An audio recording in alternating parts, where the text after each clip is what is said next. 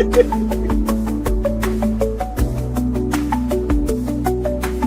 or five watchers. I think there's at least 6.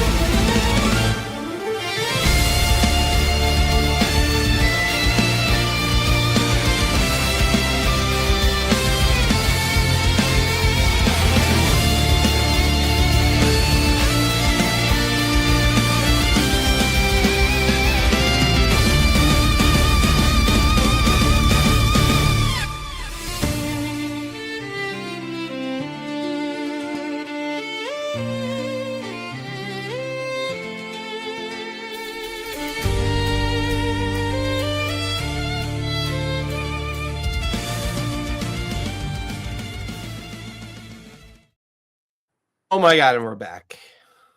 Minus Sam, unfortunately, but that'll be okay. So, the session last picked up at the Dragon Citadel. Immediately after Lyra casually pulls a stolen fire-glyphed dragon egg from her bag of holding.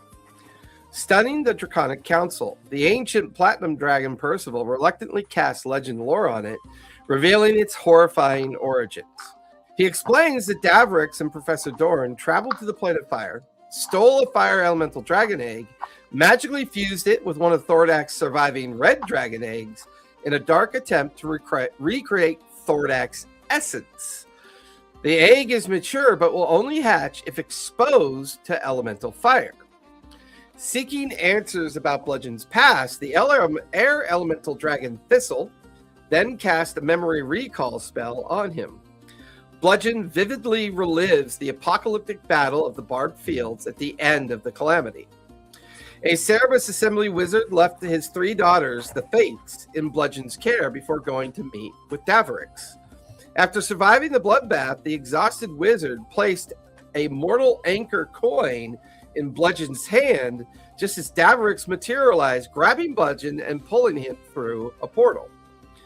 The party then realized that Daverix kidnapped Bludgeon to intentionally create a temporal paradox, successfully stabilizing the rifts in Thordak's scar for his experiments. Determined to uncover the rest of Daverix's research, the party uses Riel's planar orb to teleport back to Emon, leaving Sister Lethwyn and Master of Law safely hidden in the Dragon Citadel. Arriving outside Daverix's tower, they find guards clearing it out under the orders of the supposedly dead General Rhea Silvershroud. Bludgeon successfully bluffs the guards using a writ from the Master of Law. Sneaking up to the top floor, Zatina dispels a major illusion, hiding 2 trapped iron lockboxes up in the rafters. Lyra wild shapes into a dragon to help Bludgeon safely pull them down. Inside, they find Daverix's journals detailing his descent into madness.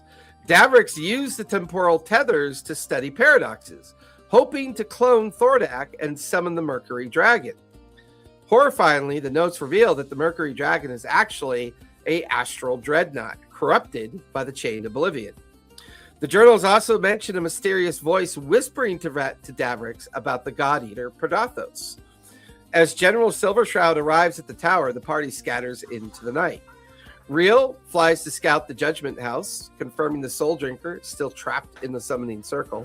Meanwhile, Father Jinx meets his kobold contact, learning that a powerful syndicate leader known as the Gentleman is heading to Emon with his family. Finally, the party safely reunites back at the Third Eye Apothecary to plan their next move. And I think that's where we finished. So if you guys would like, you can go ahead and mark off a long rest, and it will now be the following morning at the Apothecary. Oh, okay. Now is it day that the thing rises or tomorrow? You have one more day. This is the final day of... Yeah, this is the final day of the festival. The end of the festival is the celebration of the Citadel elevating above the center of the Cloudtop District, and the conclusion of the arcane engineering accomplishment of allowing the Citadel to hover upon the use of broomstone to keep it safely aloft as a kind of beacon or guardian of the city, is the way it's kind of being expressed to all the revelers and the sense of celebration that's going on out in the streets. It's early morning.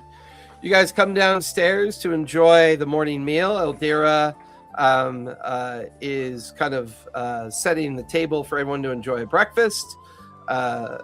We'll say that Riel is settling in to stay at the apothecary. The four of you have the day. What would you like to do next? I know there's something we're supposed to do. What is it we're supposed to do? Oh yes, stop the nefarious plots. Well, I mean, we've already kind of foiled their plans by removing left but one. allegedly. Right. But what I think we were discussing before is going back to when Thordak was killed and figuring out but we exactly have to what he did. Right, but we have to go to the scale tower to do that. Right. And the scale tower was crawling with the not Master Blood, General Reyes, with the general and the general's people. So we just got chased out of the tower. So I don't know how we're going to go back in time to try and find out, because we needed to find out if we could figure out how something was done so that we can undo it. It was the... Hold on, I have notes. We took all of the Daverix journals and stuff, right? Yep. Can I spend the morning looking through them? I will trying help. to find. Yeah, anything I that would might be say, useful. and I would say you've gone through them pretty well so far. So I'm going to give you a choice. You can either use investigation or arcana. One will focus on trying to understand Daverix's magic. The investigation would tell you more about the process of what he was doing. Keep it in mind, you guys did figure out that his journeys that he was taking was eroding his mental capacity. He Right. was going back in time.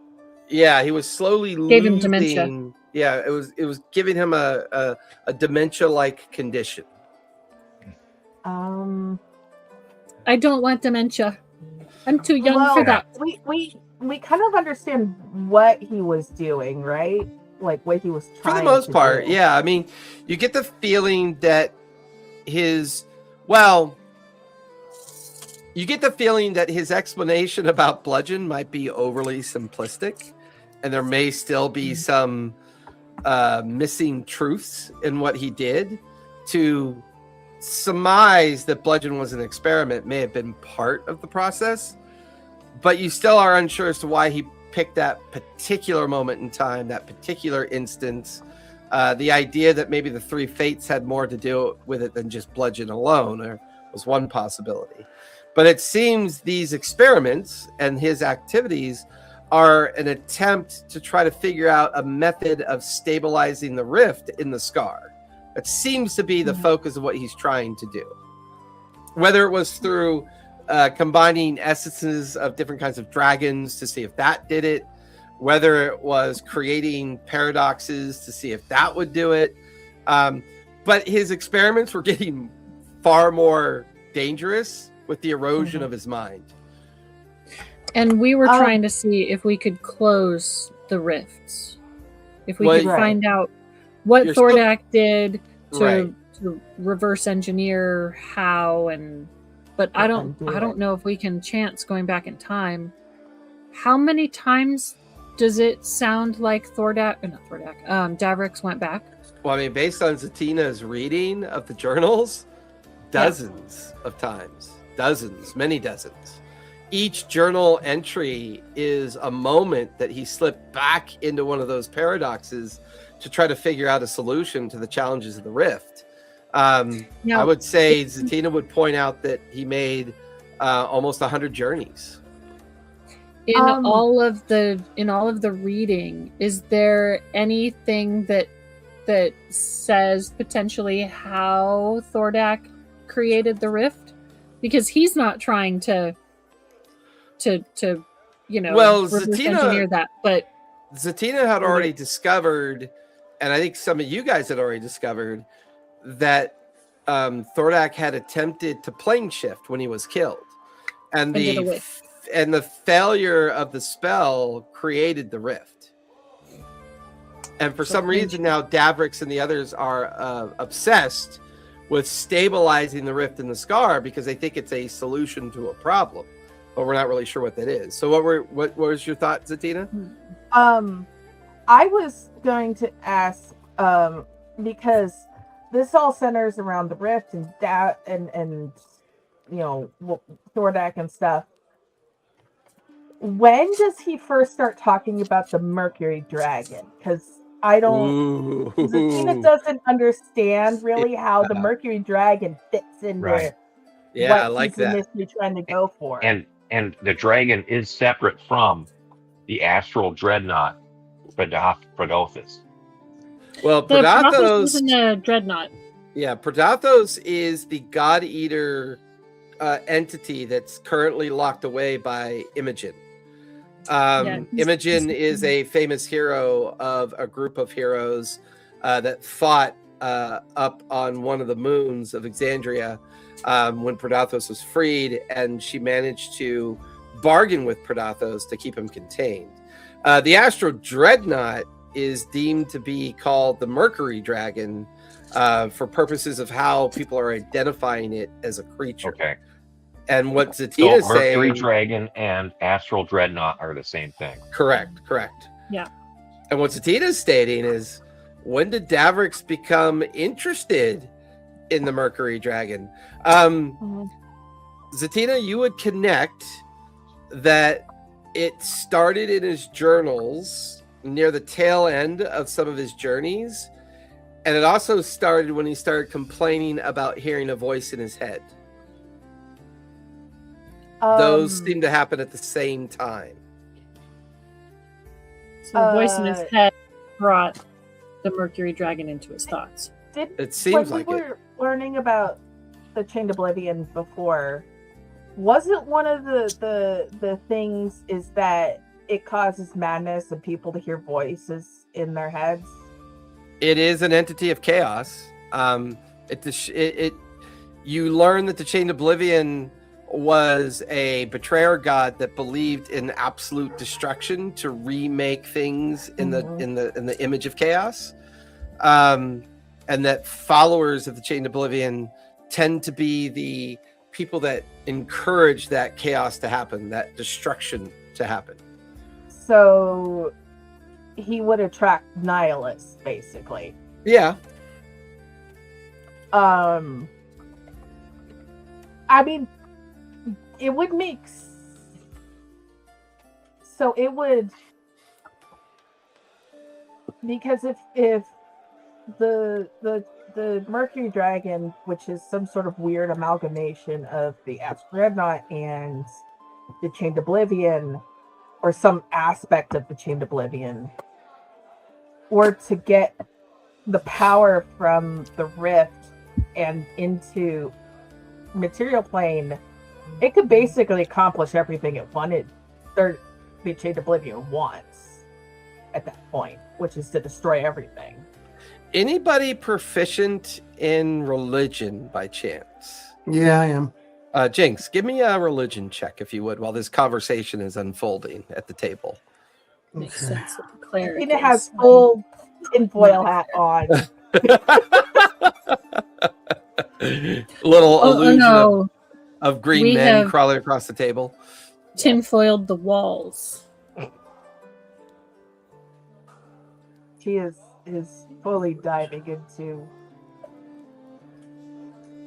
into the great conspiracy of our age. I got a 22. 22, that would definitely be more than high enough. While your religious background is a little bit jaded by your interpretation of social construct, Father Jinx, there are some kind of banal things that are now beginning to make sense to your understanding of the gods and their relationship with Predathos. All of the Betrayer gods fled except Asmodeus, which means the Chained Oblivion fled. It's very likely that the Chained Oblivion chose this Mercury Dragon or this Astral Dreadnought as its avatar, is what it's beginning to feel like. Okay. Oh, that's okay. Yeah. Yeah, I let that So- be known. Okay. Hoping that the power of the Astral Dreadnought is enough to go up against Predathos? Maybe. After all, Predathos is designed to be a god killer. Is the Astral Dreadnought technically not a god, but one of the most powerful creatures in the Astral Sea? Yeah. I mean, there are rumors that Astral Dreadnoughts have consumed planets before, moons, asteroids, and entire civilizations have been consumed by Astral Dreadnoughts before, destroyed. We're fucked. So they're like the apex predators of the Astral Sea. Pretty much. Yeah, pretty much. There are other luminescent creatures that can be pretty powerful, but often these Astral Dreadnoughts are chained and contained within a power structure to make them very passive. It's said that even the gods in the past have intervened in keeping them under control. The only other creature that's known to be equally as powerful, but more in a material plane sense, would be a thing that they call the World Eater, which would be a Tarask. So is it that Asmodeus is manipulating the Mercury Dragon, which is the Astral Dreadnought, to fight Predathos? And if he wins, then Asmodeus has control over everything. It's not so much that he has control, he becomes an uncontested power. He becomes the last uncontested power that between both the 9 levels of hell as well as the material plane. I mean, that's the last god dangerous, standing, basically, yeah. With the exception of the Raven Queen.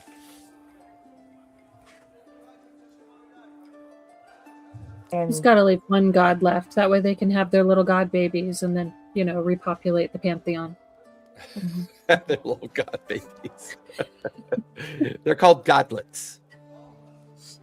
Little god babies. So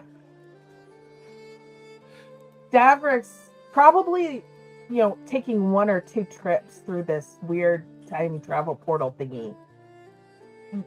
It doesn't do noticeable damage, but doing it over and over and over and over and over again. It probably made him vulnerable to the aspect of the Chained Oblivion. Probably, I mean, it was either the Chained Oblivion or it was Asmodeus, fucking with his brain. It could be either one. I mean, I think it's maybe a little bit of both, that Asmodeus kind of encouraged the two to link up, especially seeing how degraded Daverix had become. I mean, Daverix would be, to use Atita, a wizard of pretty powerful means. Not all that different than the wizard who was cursed to be the Soul Drinker. The Soul Drinker was once a powerful wizard that was cursed and became the creature that he is now.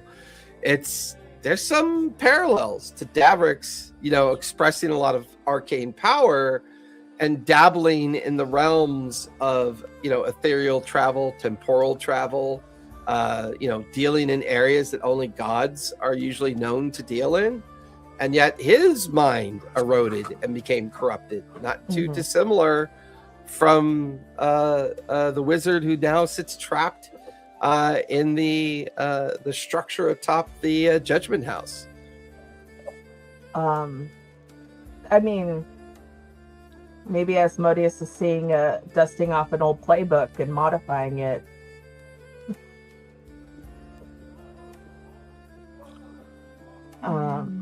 Time will tell. Yeah, but see, here's the thing, y'all. What are we going to do about it? Like, I mean, do we go up to the Judgment House and we take on the agreement with the Soul Drinker and free him? Like, I think Zatina's right. I mean, we resolved the sacrificial issue, right? So there's a possibility that when they raise the Citadel tomorrow, ain't nothing going to happen. Everything's going to be fine. They're not going to be able to launch and hatch their plan. And do we really, do we really think that maybe the best thing to do is just take the Soul Drinker out of the equation completely? Yeah. If we can banish the Soul Drinker, then they definitely can't do it. The mortal, they might be able to find another sacrifice from someone good here. They might be able to. I mean, Lethwin's a powerful force of good here, but not the only one. Well, and we could also assume that the entire council is being manipulated. Somebody is whispering into the corridors of power, playing the council against themselves. The general's not dead, but yet the general thinks something's up with the Master of Law. But Daverix is a member of the council. Well, but Daverix is a member of the council, but yet he has gone missing as well. There is essentially no real council running the city anymore. But there was also rumor that the general went missing, and right, but that could be some person that we don't know who they are yet, whispering into the ear of all council members and cause. We already know that this Derolo fellow is definitely at play. His corruption of his soul is definitely at play. That family has been known for decades to be susceptible to the corruptions of demons and devils. But it's this missing person that we haven't found yet. Who is this missing person that's doing all this manipulation? They'd have to have access to the corridors of power. They'd have to be players in the politic. They'd have to understand the value of what's going on. Who is this missing person? So I think it's Fetch. All right, who's all on the council? Are they all accounted for? Yeah, they're all accounted for. As far as you know, Daverix is dead. The Lawmaster is now in the Citadel of Dragons, and the General is back. I believe it's 3 members of the council, correct? That's all. Lethwin wasn't on the council? I don't think so. Let me double check my notes. So I think we learned earlier that Micah was staying in Whitestone. He wasn't going to come down, but someone else from Whitestone was coming down. Yeah, it was the general came down from Whitestone. So maybe she went up there. But the general was missing. Nobody knew she was up in Whitestone. And then came back. Well, that was the rumor that was interpreted that way. The assumption is that your information is always right, correct? Well, maybe. Nobody lies. But here's the deal. Nobody lies. Have we put eyes on Micah Derolo? No, he's in Whitestone. No, as far as you know, he's somewhere in Whitestone, yeah. Maybe we need to go there. Can we try him somehow? Lucia Varys is known as Tia, or the Master of Law. General Rhea Silvershroud is the Master of Defense. And Daverix, the wizard, is the permanent member of the council that represents the arcane interest of the restoration of the city. There is council. Yeah, those are the only 3 that are currently council members, and all 3, well, 2 are, they're all accounted for, but 1 is missing, presumed dead. 1 is at the Citadel of Dragons, which leaves just Silvershroud currently kind of calling all the shots. When General Reyes isn't a member? General Rhea isn't a member, so it's just Silvershroud. Yeah, no, General Rhea Silvershroud. Oh, okay. Same person. Yeah, it's the same person. I got it. Gotcha. Rhea Silvershroud. I was focusing on you guys can give me name. history checks if you'd like. All right. Ooh, I'm proficient. Yeah, I'll do that. If we're proficient, we get like triple advantage, right? I got a 22. 22. Very 15. nice. Very nice. I don't think it matters. He doesn't know anything anyway. But, proficient or not, I got a 10. I got a 26. So rock. I got a rock. I got a 10. There are 5 previous members of the council over the period of the last 10 years since the solstice. There was the Arcanist Allura Visorin, who is currently retired and in ailing condition. There was the coin mistress known as Vaxelia de Rollo, which is the aunt of Micah de Rollo. There's a person that goes by the name of Seeker Odessa Taldori. This was the Master of Information and daughter to the last sovereign of Emon. There's Elderburn Clear Eyes, a Goliath Master of Development in charge of civic architecture. And then historically, the original Master of Law was the Arbiter Bram Goldhand, and the Master of Defense was the Guardian Tofor Protaris. They're all retired. This is 10, 15 years later after, they, kept watch over the city. There's a possibility that some of these people might know more or may still be involved, for all you know. I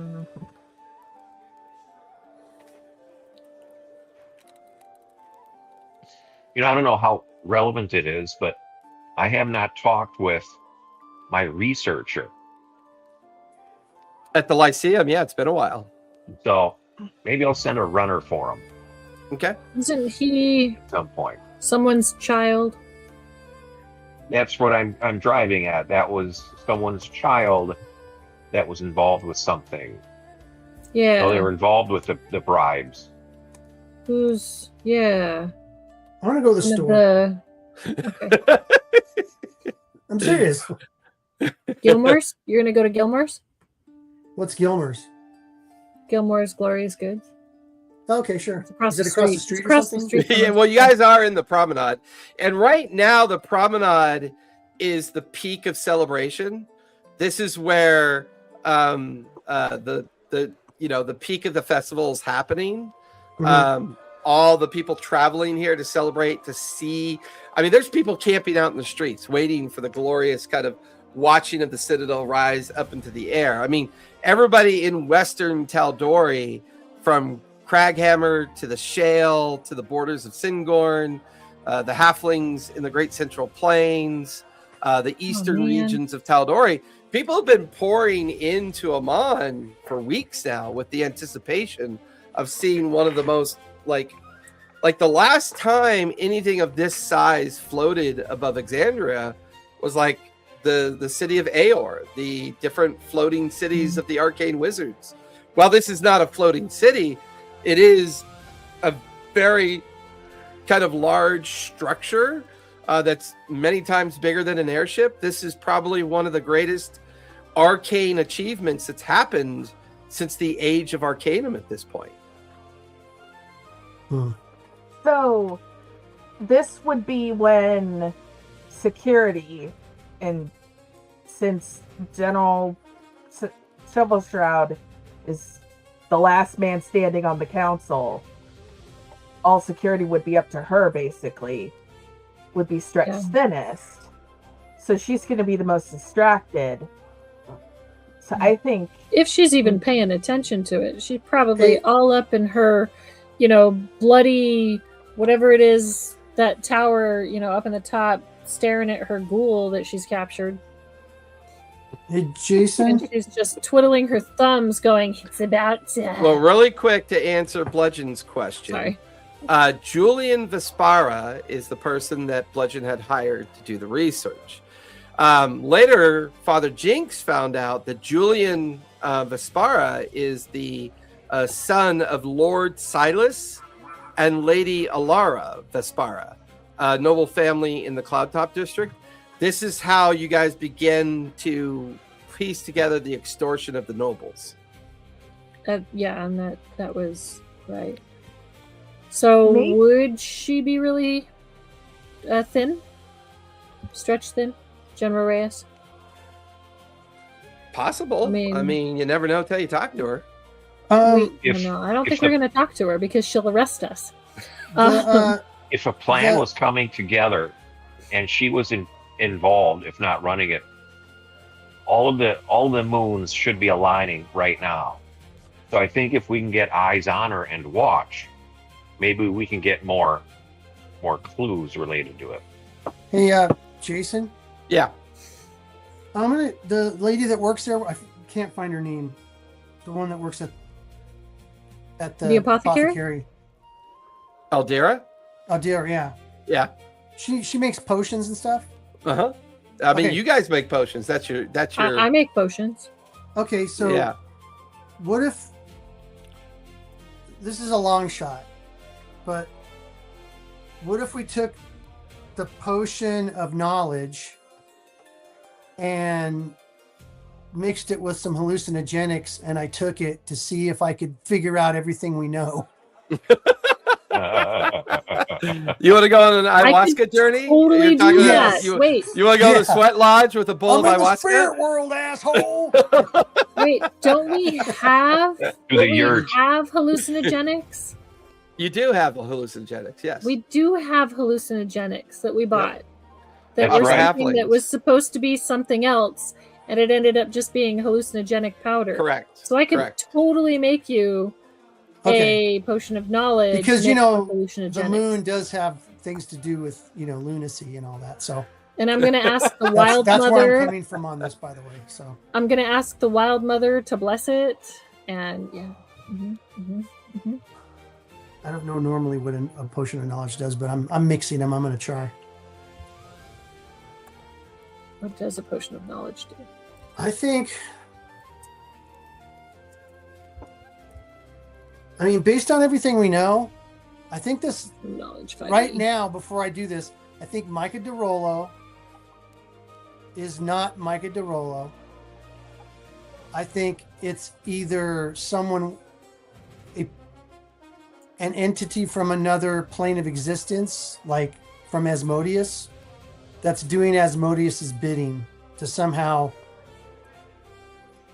I don't know what exactly he wants to do yet, but I think, because everyone's getting geezed, like everyone was under a geeze. I think he's been geezing people.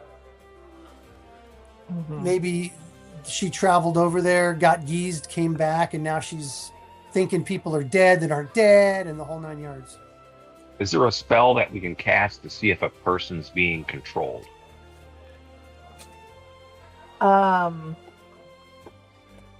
Because we know we broke the keys on the Master of Law.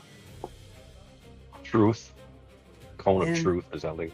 I have a feeling that the general's under geese too, to think that the Master of Law is dead and everything's going wrong. She needs to take control of the city, blah, blah, blah. She's seen the Master of Law dead and all this other shit. I'm like, something's up,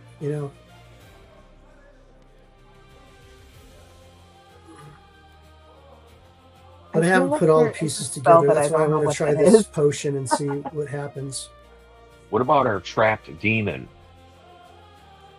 That's another thing too. I think. Okay. Ooh. So you got the trapped demon that was doing what? Basically making an army. He's making an army for Asmodeus. So Asmodeus is going to make his presence known. He's using that demon to build him an army. We just ended up foiling that, and then it got used for other things, and now it's trapped. I'm probably damned to hell because I'm going to break my promise to him, but oh well. Cross that bridge when it comes to it. We're going to come back to that. We're assuming the Soul Drinker's trapped. Because the only reason we think the Soul Drinker's trapped is because the Soul Drinker told us, right? Well, Riel did confirm that he saw the Soul Drinker trapped in the summoning circle amongst all the dead creatures, amongst all the undead creatures, which could be material components to the great event that might be coming. Wait, who trapped him in there? That's the question. You guys originally thought it was maybe the Master of Law because Captain Miser had been taken over by, Captain Miser was the shell, or the Soul Drinker had used Captain Miser's skin suit as a means to infiltrate into the House of Judgment. Yeah. Once in the House of Judgment, you really don't know how the Soul Drinker got captured, except that the Soul Drinker claimed that they had been captured by the Master of Law. They claimed that in that demon circle. But yes. Demons lie. So demons do lie. Also, maybe he doesn't know and is just assuming. Yeah, it's possible. Well, and then the Master of Law said that it was Micah DeRollo that built all the stuff up, and that he was the engineer that came and built the area that was used to trap the Soul Drinker. But wait, here's another thing. The general was saying, no, I saw the Master of Law, she's dead. So how do we know that something didn't take the form of the Master of Law, do what they did, left the whatever you want it? It's not her, but it's, a likeness of her dead on the floor, so that the general thinks that, the demon thinks that the Master of Law is the one that put him in there, but it's this other thing that we don't know who it is yet. Is it Predathos? I don't know. Well, what if General Reyes is a changeling? Could be, or worse. I think it's worse myself. I think it's more of like a... Well, because... whatever it is, it's pretty freaking powerful. I mean, it's powerful enough to trap the demon. That Micah DeRollo is in Whitestone, but... allegedly. But we also know that he's one of the only people that could set up this whole magic circle powerful enough to contain a powerful bone devil, a named devil, which is a powerful entity. Well, just because he's powerful enough, but I don't know if he's the only one powerful enough. But I mean, like, the general might be in cahoots with him, but she's not a magic user, is she? She didn't show any signs of magical abilities. She seemed like more of a traditional, maybe powerful fighter, or someone of a more traditional martial class. She's been a public figure for a minute, and she's never shown any. The current council's been in place now for 10 years. Daverix had brought the, Whitestone had brought the engineering. Daverix had brought the financing, so he could get his place on the council. The Master of Law and the Master of Defense were the normal council that is put into place to protect the city. The council would then create edicts that the city would use to function. And for the last 10 years, everything's been relatively fine. Most of this is burbled to the surface because of the timing of what you guys found in the Scar and the fact of the ascension of the Citadel, which is to create a notion of the most, powerful thing since the Age of Arcanum. The only two real magics that have any nascent value to the world is arcane magic and natural magic. Divinity has been in complete decline since the solstice occurred. Mm-hmm. Okay. Everybody, I want to make this a group insight check. Everyone give me a group insight, because you guys are... I think you're not thinking of this person because of some of the other tangents, and I want to see if a group insight at this point, if I can drop a hit for you. You're at 23. Ooh, 18. Nice. 18, I got nice. 17. Nice. I'm not mathing. 22. 22. There is somebody who has been involved in all the activity to a certain degree. This person would have been aware of everything that was going on at Lethwin's temple. This person has been in the city for a long time. They've had multiple encounters with you. They're also a person that would be both mysterious and very aware of the religious aspects of their belief. Is it Aldira? They also had an encounter with Rymic. And they also seem to survive almost every kind of violent outcome of what you guys do. And they would be pretty much aware of what's going on because they're so a non-factor. They could easily be wallpaper in the goings-ons of the city, centered around the central district of the city, where almost all the crossroads seem to lead to, whether it's the tower, the cloud top, Lethwin's temple, who is it? The underbelly of the city. And they sold you a magical pot. It's Gilmore's nephew. Oh, no. They gifted you a magical pot, or they had said something about a magical pot that was stolen. The halfling gardener? Yes. Greenwich Leaf Spring. Greenwich. She's always at the temple. She's always aware of what's going on. She sits in the middle of all the political intrigue. She never suffers any of the outcomes. She never seems to be involved in the nefarious activities directly, but yet she always seems to be around, always there, unaffected. And she claims to be blind. She didn't gift us the pot. She claimed someone it was stolen it. from her. She claimed it was stolen from her. Yeah. And you guys it was bought a pot from Gilmore. And Gilmore, Stefan Gilmore, did mention that he sold a pot to the halfling. Yeah. But it was stolen from her and left to us by a halfling that looked like me. Mm-hmm. With a tree from Whitestone. A sun tree. Which also puts her in Whitestone at some point. I'm going to pull out the pot out of my bag and see if that plant is actually there or fake. I mean, just in my brain. I can identify it. Did they give that if to you us can to see spy it on us? I would identify it. Or it's an item that they can focus on to know where we're at. I don't know. Okay, I'm pulling out the pot that that I planted the seed that I woke up with in my hand. Yeah. The beanstalk? Actually there. Yeah. The pot is still in there. There is a slight sprig protruding from the magical soil of the pot that allows the plant that's ever planted in the pot to begin its growth.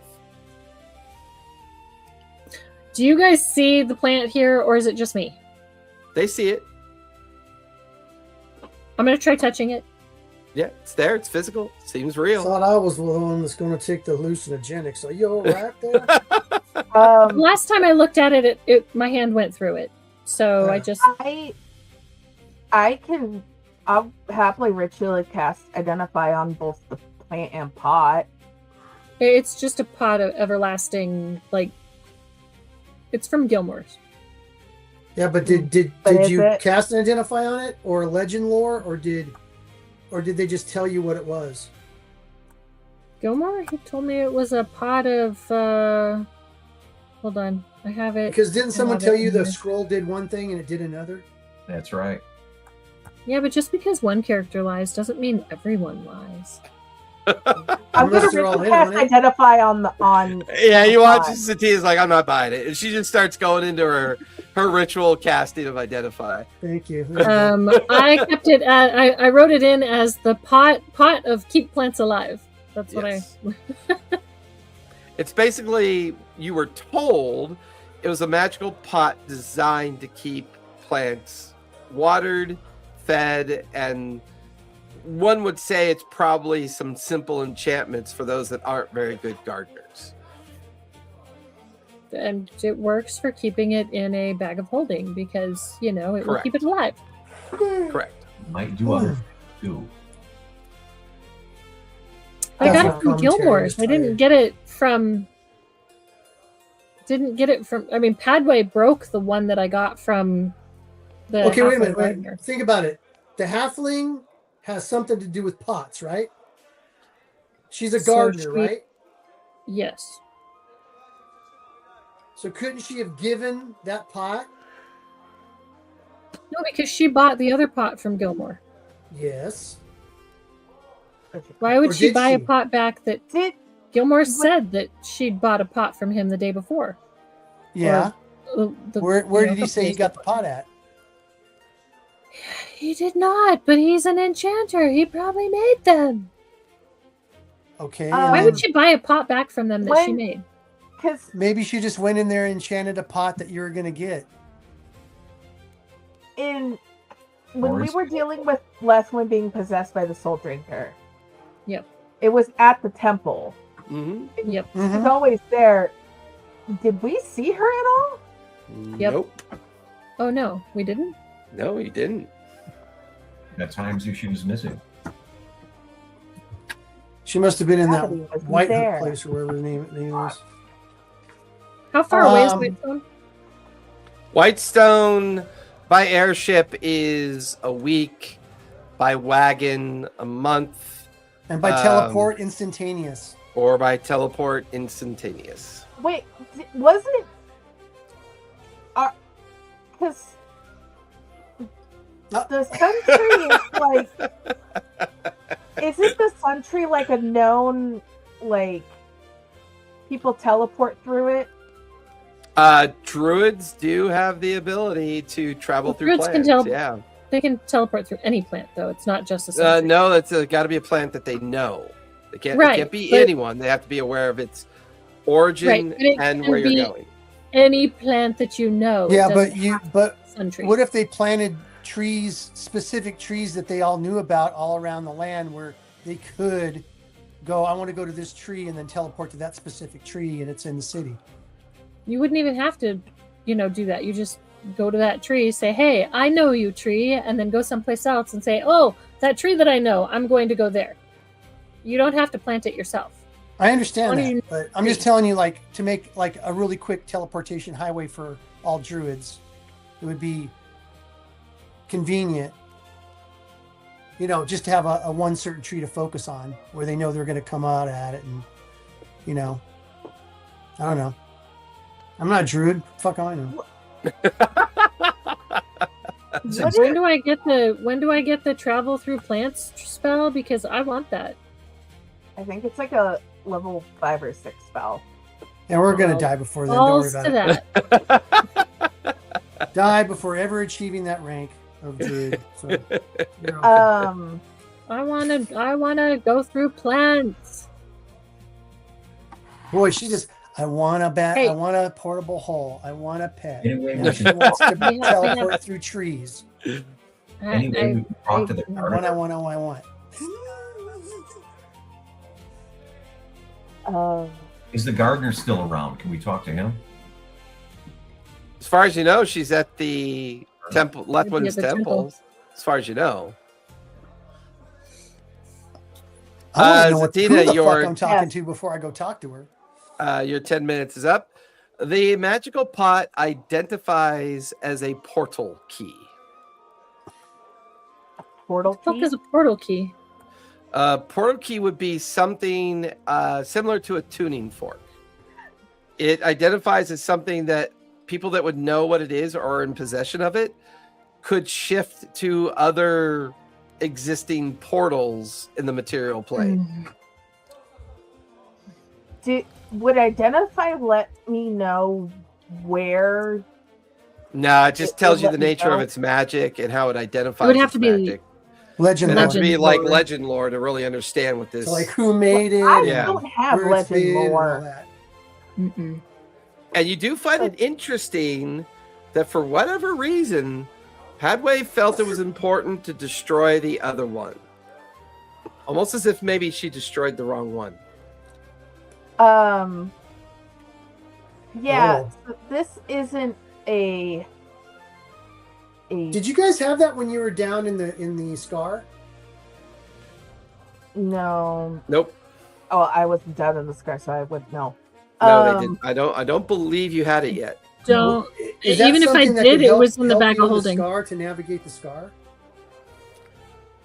So, this is a portal key. It's not The just portal. a pot. I mean, it's both. It keeps my tree alive. Well, I'm it's not. I'm gonna cast identify on the sprout because I'm not convinced it's a seed of the sun tree either. I'll give you one on that. I'll say your identify on the pot as a whole will reveal all the magic. Mm-hmm. It is a direct physical tendril of the sun tree. What you're seeing growing in the pot is a planar tendril of the sun tree. Meaning that when it grows up to be big enough to be planted as a tree, anybody who would use it as a means of teleportation could automatically end up at the sun tree in Whitestone. So we plant it, and then you do your druid magic on it so it grows super fast, and then we use it. Well, although a druid that needs help growing plants, I'm suspect of. I don't need help growing that plants. didn't make sense. I don't need help. I don't need help growing plants. The fact that you have a magical pot that helps you grow plants. You watch his That's so that I can keep the sun tree in the bag of holding. That way I don't have to leave it out places. You watch as Lyra kicks the dying fern behind the couch. That's Eldira's fault. That's not me. Lyra, can I ask you a question? I mean, you can ask. Are you that doesn't starting mean I have to to feel answer. like everybody in your life's betrayed you?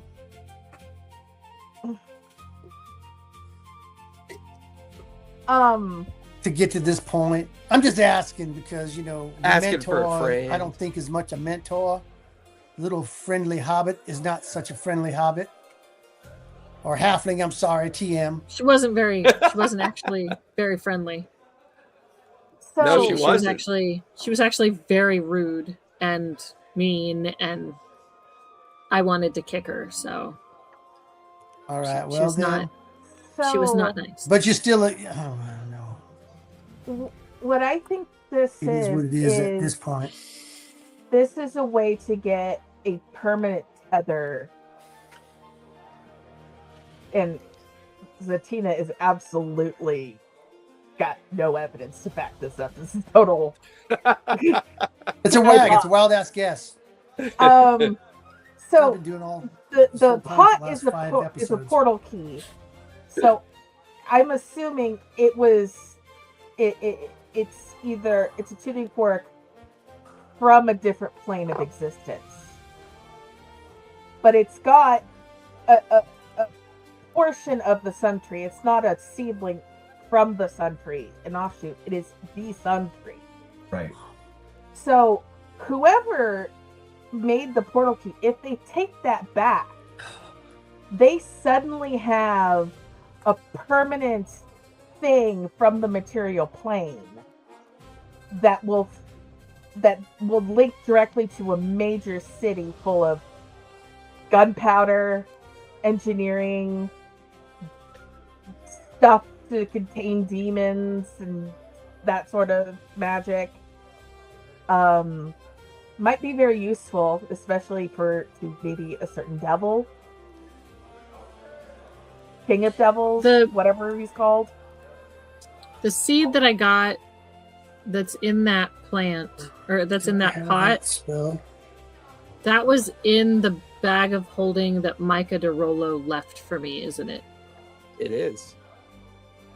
All right, I feel like we need to go Micah and do DeRollo, side quests who to get a is couple levels. Doing all of this stuff. Because let's go kill Torkins out in the forest. I don't have any good freaking spells because I want to cast these certain spells and I don't have them. Kill Torkins.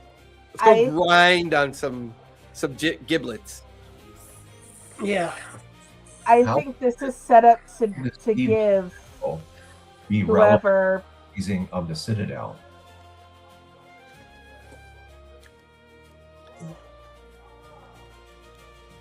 I think this is sent back to be meant to be sent back as a package to give someone stuck in another plane of existence, permanent access to the material plane, back and forth. Real kind of, you know what we need to do, y'all? We need to go find this Green Witch, and we need to press her on all this. She is a common pin in all of these discussions. We need to figure out what she's up to, and we need to understand what she's about. So the sun tree seed that was planted in this pot, it was left in that bag of holding that Micah DeRollo left for me. Correct. And the acorns, the note said, "I know you have the other one. Take good care of this one as well. When in dire straits, plant these and see what grows." So that was the note that he left with the sun Micah tree. DeRollo gave you that note? Yes. Maybe that's. How would he know you had the other one? What contact have you had with him? We saved him, and I had his soul in a soul coin for a bit, and I gave it back to the... Father Jake's like, BBEG! Points at Lyra. BBEG! I gave it back to the Cobalt soul to put his soul back in his body, because he died while holding the soul coin. And to be clear, forget the hallucinogenics. Do you have something for a headache? At no point in time did any of these physical activities actually take place with Micah DeRollo directly.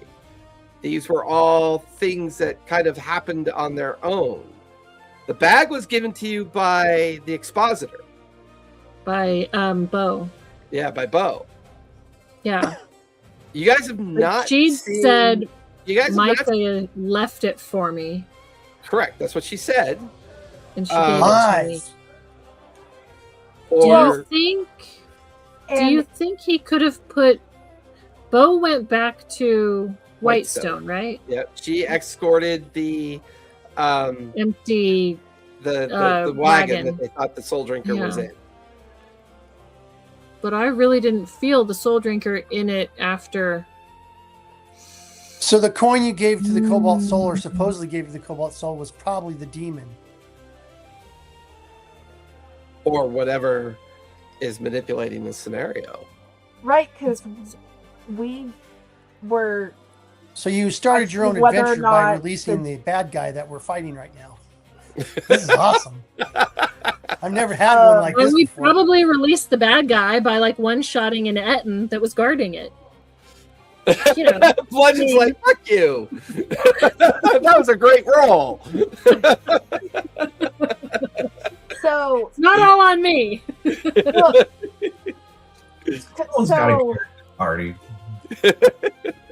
You know, I thought when I met you, y'all were dangerous, but now I definitely know that's understated. So you're world-ending dangerous. Let's go find this Gardner and blame him.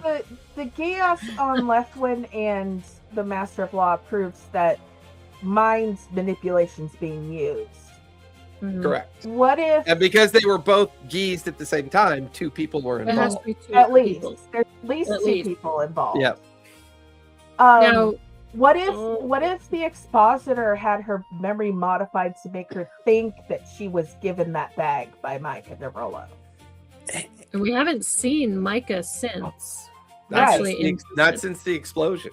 Hey, in your first adventures before I got here, there was a leader of a thieves guild. Padway. Yeah. Are they dead? As far as I know, they are dead. Oh yeah, no. Captain Miser took possession of her body. And theoretically, Dorn is dead. Okay. Yes. I'm talking like saw the body and they're dead. We found Dorn's body. We found Dorn's body, and it was dead. Prison.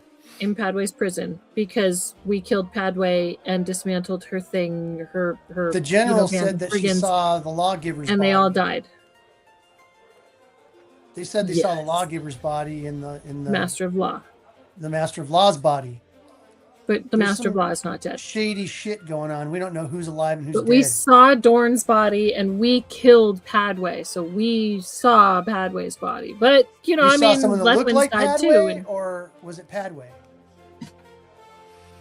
If it was only someone who looked like Padway, here's the deal that I'm thinking of. Guild wouldn't be dismantled. The best way to be someone behind the scenes is to everyone thinks you're dead.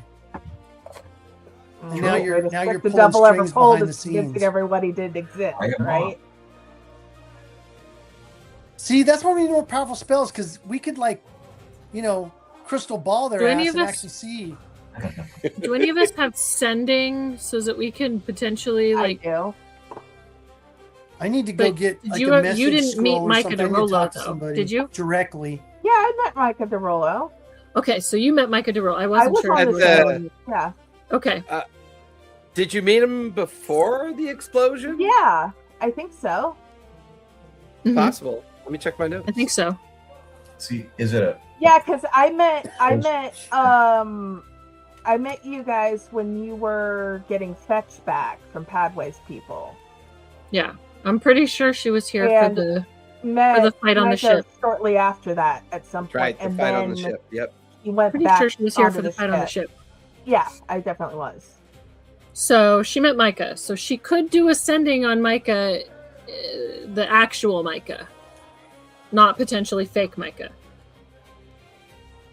I could give it a try. Give it a try. Let's see what we find out. But wait. Let's figure out what we want to say to him first. Right. Rather than off the cuff. Like, hey, Micah, is it really you?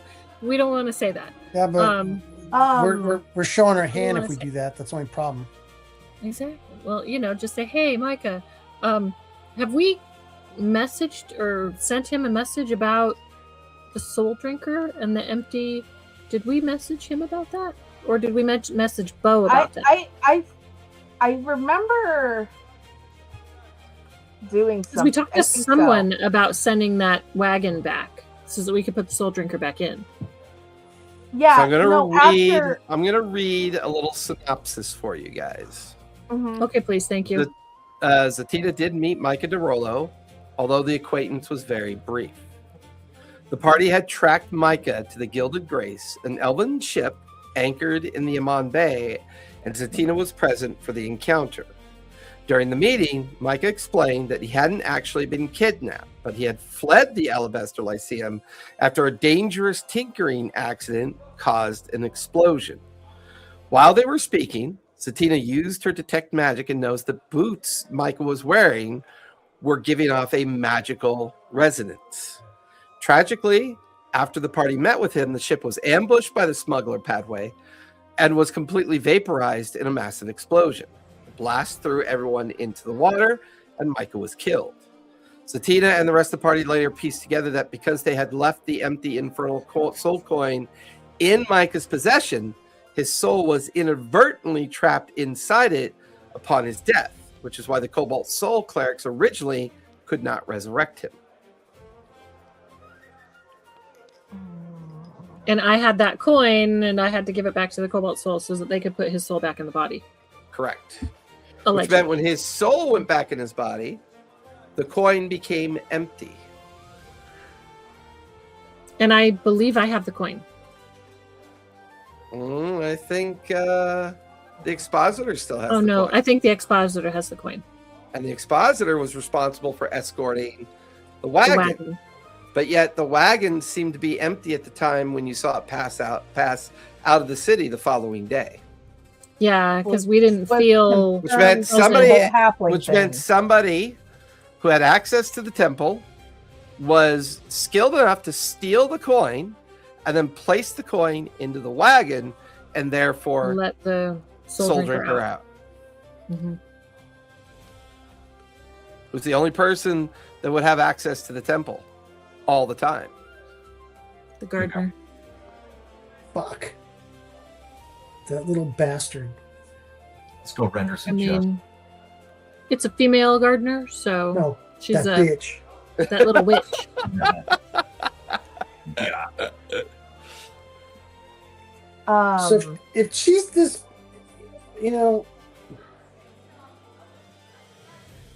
she's gonna try to kill us. We're gonna have to smoke her ass, or she's gonna escape. She's gonna use some kind of magic to escape. I mean, we don't know Speak with Dead, so we can't kill her. If she's even like human. Do you think? Do we know anyone who knows Speak with Dead? Like I said, we need to side quest. would definitely know it. Is there some rat problems in that dragon world? Lower slums that we can go deal with to get some levels, so we can cast spells that are worth a shit? Oh, there are plenty of rumors about creatures in the sewers. But we don't have time for side quests. We have 24 hours. Well, then whatever's going to happen happens, and we can just deal with it afterwards. It's no big deal. Let's go track this thing down. Mm-hmm. Yeah, we can track her down, see what happens. She dies, lives. She tells us, or she escapes. We're screwed either way. Riel throws on his pack, gathers up his kit, and starts heading towards the front door. Do we want to go through the front door, or we want to take? That's up in the. General Rhea is Noble looking for us. We're not going through the front door. Sewer movement. General Rhea is looking for us. We're not going through the front door.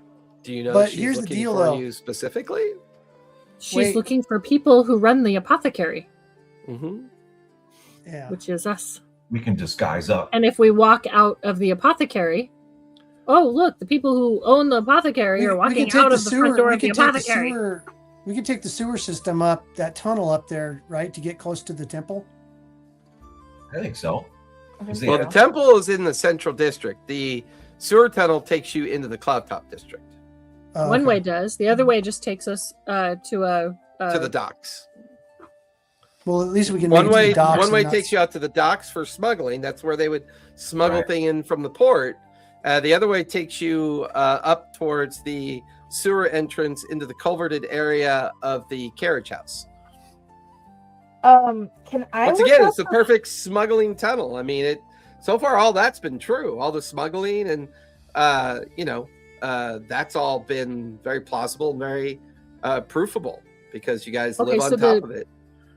Promenade, and then there's the Cloudtop district, and then there's the central district. She's in the central. I mean, the temple's in the central district. Correct. So we could take the tunnel to the Cloudtop district and then go through the Cloudtop district into the promenade. Into the central district. The temple is located at Azalea Street Park, which is in the very center of the central. That's that's the number 2. The number Correct. 2 on the map. Yep. Okay. So let's just go there. We're either going to get jumped or we're not. Well, if we go through the tunnel, it cuts. Half of the travel is underground, and then we have I mean, you could use it as a way to make sure that you could use it as a way to make sure no one sees you leave the apothecary. I mean, if you ever want to come and go from the apothecary, all you got to do is go to the dockside, take the little rowboat up into the sewer system, and then offset yourselves at the little under dock that's there, and then take the ladder up to the tunnel to the stairs that takes you up into your basement. Yeah, that's cool. That's what I want to do. Okay. Mm-hmm. Yeah, but we don't have to go to the docks. We can go to the Cloudtop district and go through the Cloudtop district because that's the Cloudtop district's kind where of the hot Hall right of now. Justice is. It's going to be more guarded. I think it's a little hot for us right now. We've kidnapped people, murdered people. I think it's the last place they're going to look for us. That knows who we are. It's where the most guards are going to be because they always guard the rich people first. Yeah, that's dangerous over there. We need to go to the docks and then come back up the other way. I think they're gonna have. I think it's gonna be the last place that they think we're gonna, be. So they'd have less people there. I love that you're sounds so like enthusiastic. It definitely sounds like halfling logic. Yeah. There's nobody there because they're all out in the rest of the city looking for us. Exactly. They're probably all in the promenade looking for us. They don't want to step in the dock shit. They've doubled the guard in the promenade. Crap. They've probably doubled the guard in the port too, because all of the people are coming in for the celebration tomorrow. But that means it's for crowds and it's easier to get. You guys go how you want to go. I'm gonna roll my ass up the dock. We're gonna not split the party because that's how we get eaten. Just go to the dock. And I have a headache over this shit. If I get eaten, it's a blessing. I will remind you that you said that. Okay. To the docks. There we go. Bludgeon's with me. Let's disguise up too. I'll help you out. Yep. Yeah. I'll put a cloak don't on. Forget to paint your mustache on. I'll put like with a that. rubber, you guys traverse the leather underbelly of the on. sewers, and the five of you head out into the boat. The boat takes you through the sewers and out into the docks of the Emon port.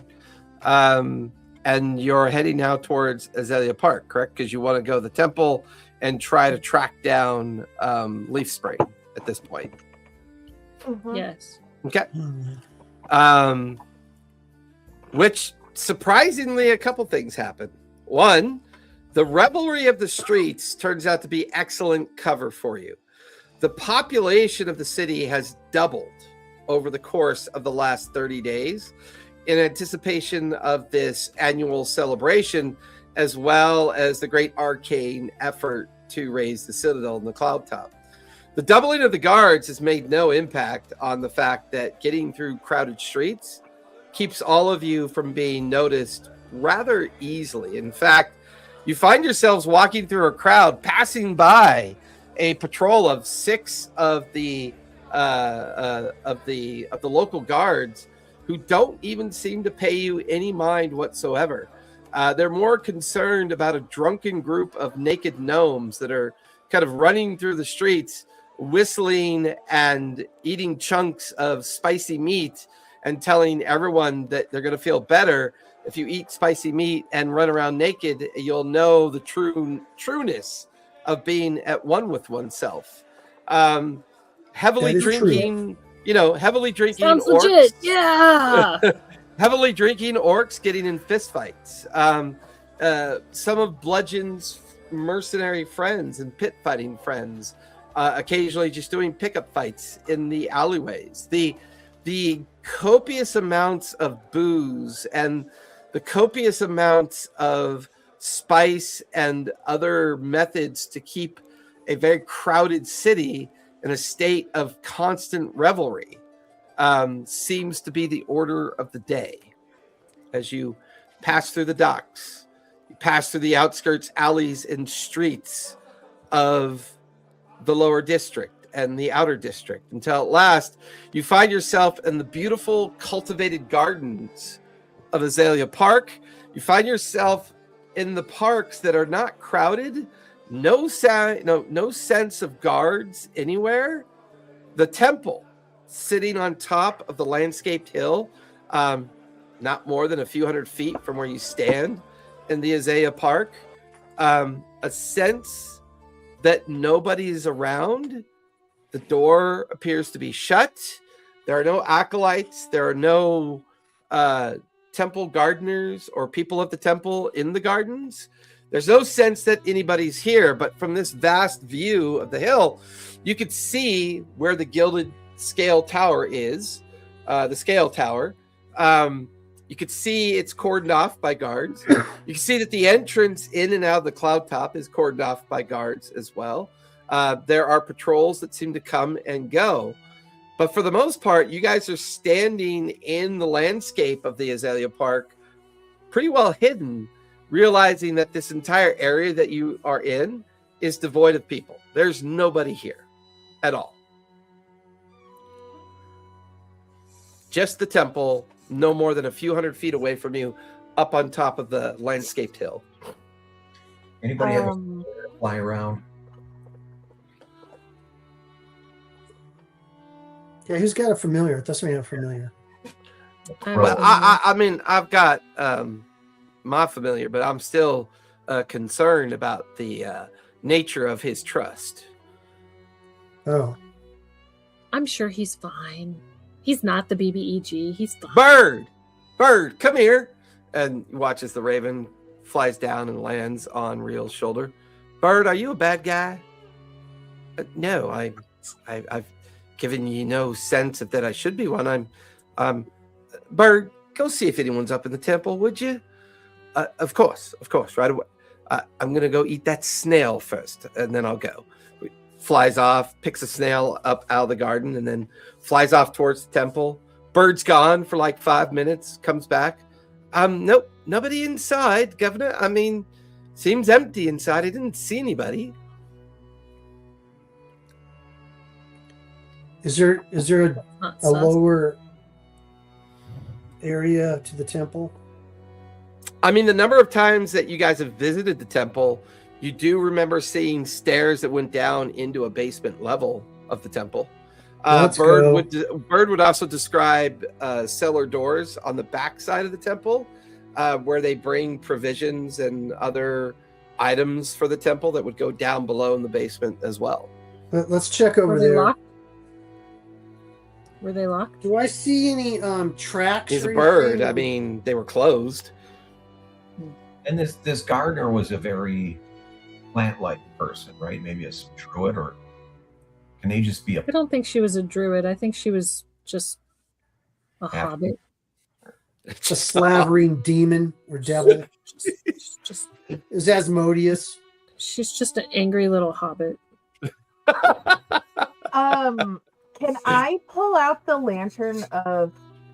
Can Revealing? we sneak over to where the cellar door, and as we go up, pull out the lantern of revealing? Yeah, everyone give me stealth checks as you start slowly approaching the temple and see what the lantern could show you.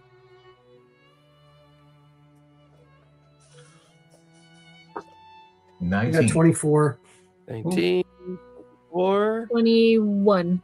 21. 16. 18 for real. For real? Yeah, for real. As you guys kind of walk along the perimeter of the gardens and use a kind of backway exit, you stay low and move very cautiously and with purpose. As you get within the general area of the temple, Zatina, you pull back the shutter on the lantern of reveal and you start looking at the foundations of the temple until you finally reach the back part of the temple where the cellar doors are. The funny thing about the lantern of reveal is that we're capable of revealing secret entrances and anything that's meant to be hidden. Anything that's meant to be hidden. That's when you notice on the closed doors of the cellar a religious icon that you don't really recognize. And it's someone has used magic to keep it hidden, but the lantern reveals it to you. Can I use my Arcana or religion to find out what type of religious thing it is? Yeah, you can give me a religion check on it. Go ahead, Zatina. This temple is of Melora? Are you kidding me? Yes. Yeah, 10. 10? You're not overly familiar with it. You're not sure what it represents. But it's religious, but you're not sure what it is. We've been inside the temple of Melora enough to know that it's not one of her symbols. Oh, it is definitely not her symbol. Does it look demonic or... It definitely looks strange. Infernal? It's in the shape of a hand. Bludgeon will No look matter? Because it seems like the Fates had a hand image. You can give me either religion or history if you'd like, Bludgeon. There goes religion. 10. 10? Losing my religion. I'll try history. Yeah, give me a history check. Yeah, Bludgeon, you think it's familiar, but you're not entirely sure. Are we all going to suck at these rolls? Come on, somebody. I got a 15. 15? You've seen this icon before? Ooh, describe to describe a certain group of people, but you're not really get guidance. We get guidance. I gotta remember we get guidance. The DC is a 22 to truly learn what it is. So you can go ahead and roll a D4 and see if it, ups I'm gonna get a 9. But... I rolled a dirty 20 on the history, and I rolled a 3 on the guidance, so that's a 23. 23. Zatina, you're not overly familiar with religious iconography, but this symbol, you remember, is linked to a group that's been outlawed for a long time. And this group was called the Remnants. Remnants? What did they worship? They worshipped someone that was called the Whispered One.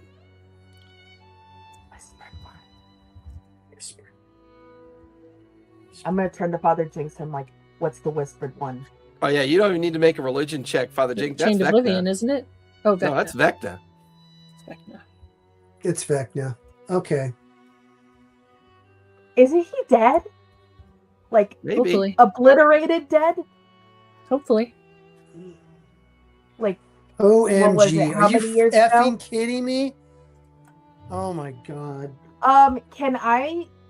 Is this a protection ward or a glyph of ward? Can I check and see what kind of spell this is? We got Halfling Vecna here, man. Come on. Oh.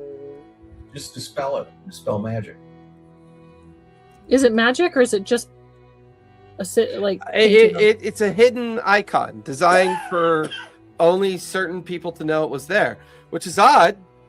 I would say Zatina, I would say between Father Jinx and Zatina, they know that the Remnant are either people who are blind or who purposely blind themselves as a way of fostering blind faith. And what the fuck? I mean, their belief. She's blind. That chick is blind, and that chick is blind. The halfling, allegedly blind. Shit. Can I check? How many bad guys are we if fighting? There's any traps on the All cellar of them? door before we try and go in there? I mean, give me like the lantern's not revealing anything but the icon. Okay. Let me ask you something. So, it's a magical icon, so it's not carved in or anything like that? Correct. It's magically imbued into the door. How would that moron priest not know this? That's up there. Huh? You mean Lethwin? Yes. How And stupid. this is the same. I mean, Vecna was. This is a separate religious order, distinct from Lethwin. I mean, Right. it's on her Vecna own was- door. Maybe she's part of it too. We're just getting fooled. Could be. Vecna was destroyed on the material plane and was therefore sent back to where he came from. The era of Predathos required that anyone with godly powers take the oath and either choose to flee Exandria or become mortal. A halfling. A blind halfling. A Vecna halfling. Vecnaling. Holding. We're fighting a Vecnaling. Let's go. It'll be a new But race. when they in become D&D mortal, they're not 5.6. supposed to have their power or their memories, aren't they? There's a thing called mortal reincarnation. The survival of an immortal entity or their conceptual threat shifts. They essentially persist as a high-level mortal entity rather than an active, all-powerful outer god. So they still can maintain high amounts of power. They're just not technically godlike anymore.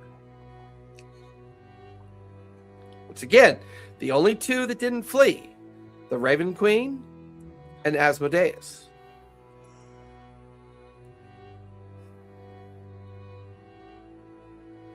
And now So Vecna- supposedly Vecna. Wait a minute. No, Vecna's not a god. Vecna's not a god. Yeah, he did He's the a mortal. lich. He tried to become a god.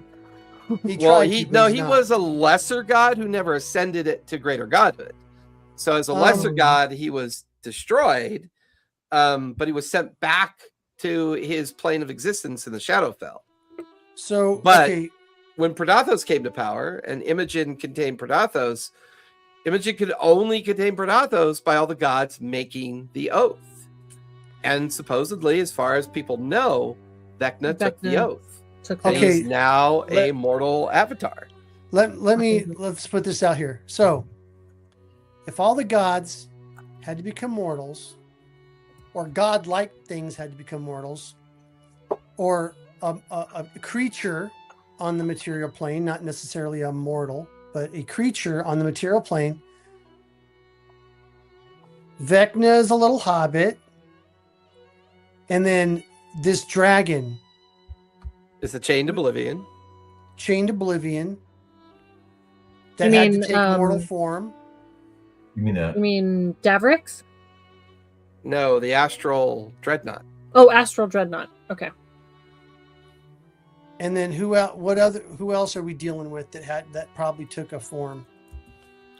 Well, you know, the Soul Drinker is the person Asmodeus who had to then, right? Am I saying Asmodeus? No, had to? Asmodeus did not take the oath. He still lives on the 9th level of hell, where his kingdom is anchored. He still wears the crown of 9 flames. Whereas the Raven Queen still sits in her plane of celestial divinity, watching over the threshold of death. So as long as he stays on his plane, he's okay. Maybe that seems to be the case so far. So he has to send someone to work for him on the material plane, which is probably avatars. Or no, I wouldn't say an avatar. Champions. Not avatars. I meant champion. Yeah, champion. Is that where they maybe the Bone Devil? Or Bone Devil could be his champion, or but someone else. So the door on the cell, the storm shutters on the cellar door appear to be locked. There does not appear to be any secret entrance in, nor any hidden traps. I was just The gonna lantern, ask, is it trapped? the lantern would reveal anything hidden. I'll go ahead and try to pick it. Okay, give me a sleight of hand. Come on, sleight of hand. But isn't this glyph going to do something? The glyph is on the door, not the lock. I got a 9. A 9?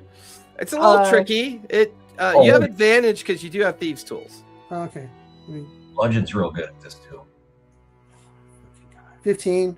Yeah, 15's good enough. I mean, it kind of bends your thieves' tool a little bit, and the lock comes apart, and it's now unlocked.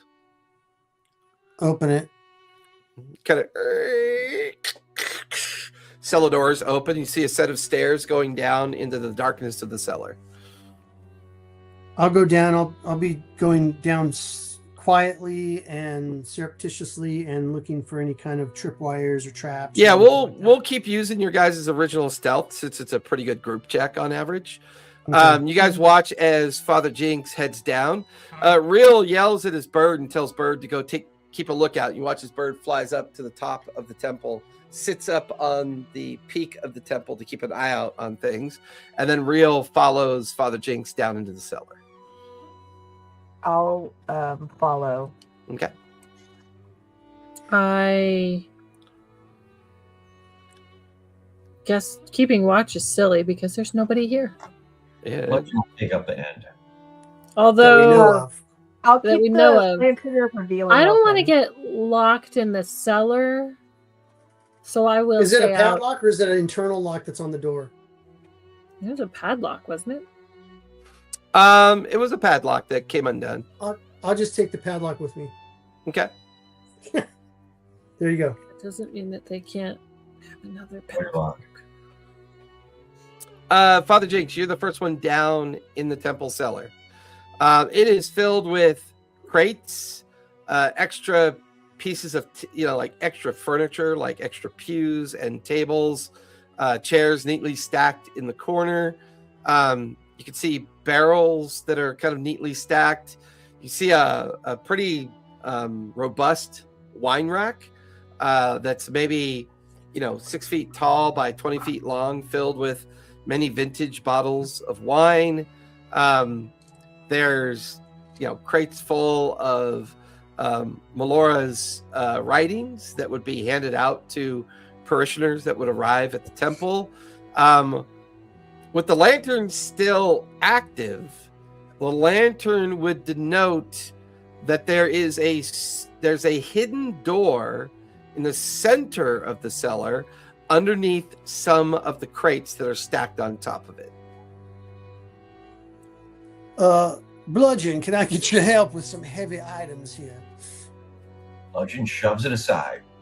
As you and Bludgeon begin to move the crates aside, you roll up the burlap fabric that was underneath the crates, and there you're staring at a wooden door that is like 5 feet by 5 feet.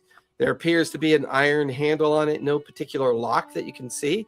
However, the lantern of reveal would once again show the same icon on the door. I'll try it and see if it opens. It appears to budge without any concern. Hinges that are well oiled and well maintained. You watch as the door silently opens, and yet you see another set of wooden stairs that lead down into a darkened chamber down below. All right, I'll go down. Same thing as before, just quietly. Yeah, this is going to require new stealth checks. So if everyone's still being stealthy, go ahead and give me a round of stealth checks, if you would. Before they go down, before they continue, 26. I'm looking around. Anyone? No one's around still? No one's around still? Nope. 16. Give me a perception check to see if you notice anything of interest. Perception with guidance. 17 plus 4. 21. The only thing that really catches your eye is that there's a fresh kind of shift change in the patrols. You watch as numerous patrols have come back, and then an equal number of patrols that leaves the Cloudtop district to kind of go out into the city area. I'm going to make a note of what time shift change was. What time was shift change? Fair enough. It seems to be on the hour. Like every hour, fresh patrols come in and fresh ones go out. Okay. Then I'm going to... no one's paying particular attention that I can see. Mm-hmm. Okay, he took the lock. I'm going to go down too. Okay. Bludgeon puts some acid on his long sword. Okay. I'll mark what did everybody else get for stealth checks for going down into the secret chamber? I got 26. Okay.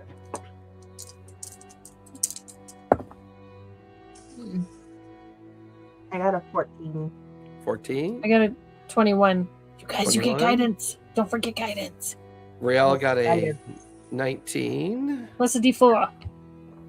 Hang on.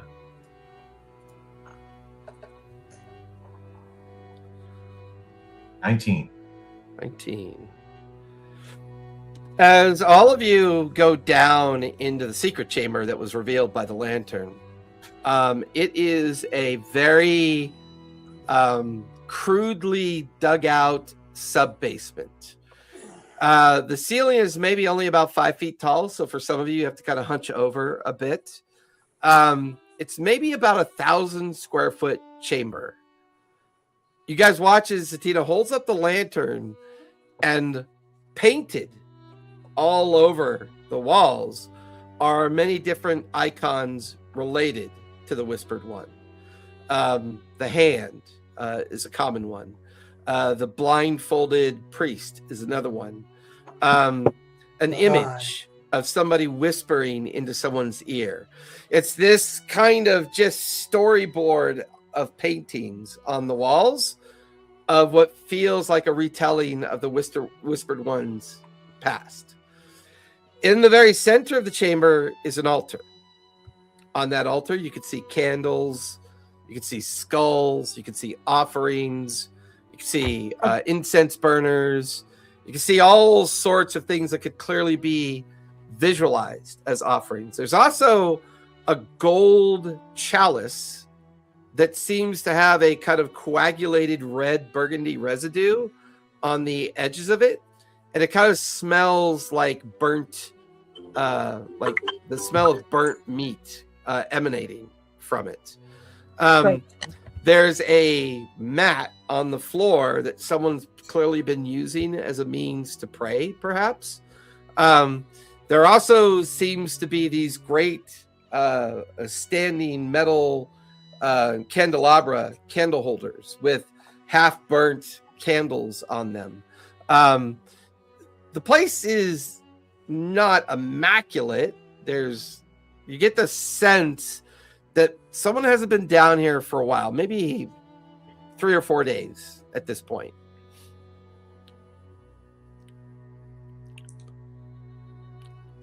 Bludgeon will look at what's on the counter or the table. The altar? When was the... Okay. When was the last time we saw the gardener? I mean, the last time you guys remember seeing the gardener was around the time of the battle with the Soul Drinker. That was the last time she was in the garden. 11, Bludgeon? Sorry, what do you want me to roll? Investigation. Does her disappearance coincide with the general showing up? 24. And then don't I get some kind of die 4 also? Yeah, you get a D4 for guidance. The general showed up yesterday. 26. We saw her yesterday, but did she show up before that? You guys haven't... You're not even really sure when she went missing in particular. Yeah, we just heard that people were looking for her. Bludgeon, as you examine the altar while others are kind of looking around and talking about this chamber, the altar has some burnt residue inside of it. You can also see little tiny trophies on the altar. One trophy is a like a talisman that would represent the Master of Law. There's a trophy that would represent the Scaled Guild. There's a trophy that represents the Master of Defense. There's a trophy that represents House Derolo. There's also another trophy that would represent the Council of Emon. Almost as if somebody was casting magic here and was using these trophies as like material components of their magic. Because you did roll pretty high. You rolled a 26. Yeah. They're like focuses? Potentially, but they do feel like material components of magic. So it looks like this is a part of the plan.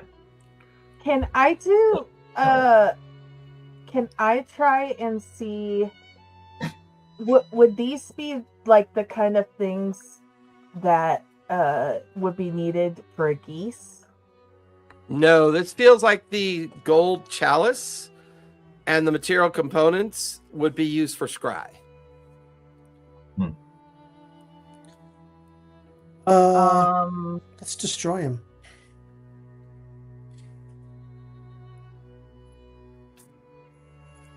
Is there any what if so sorry are there any tiny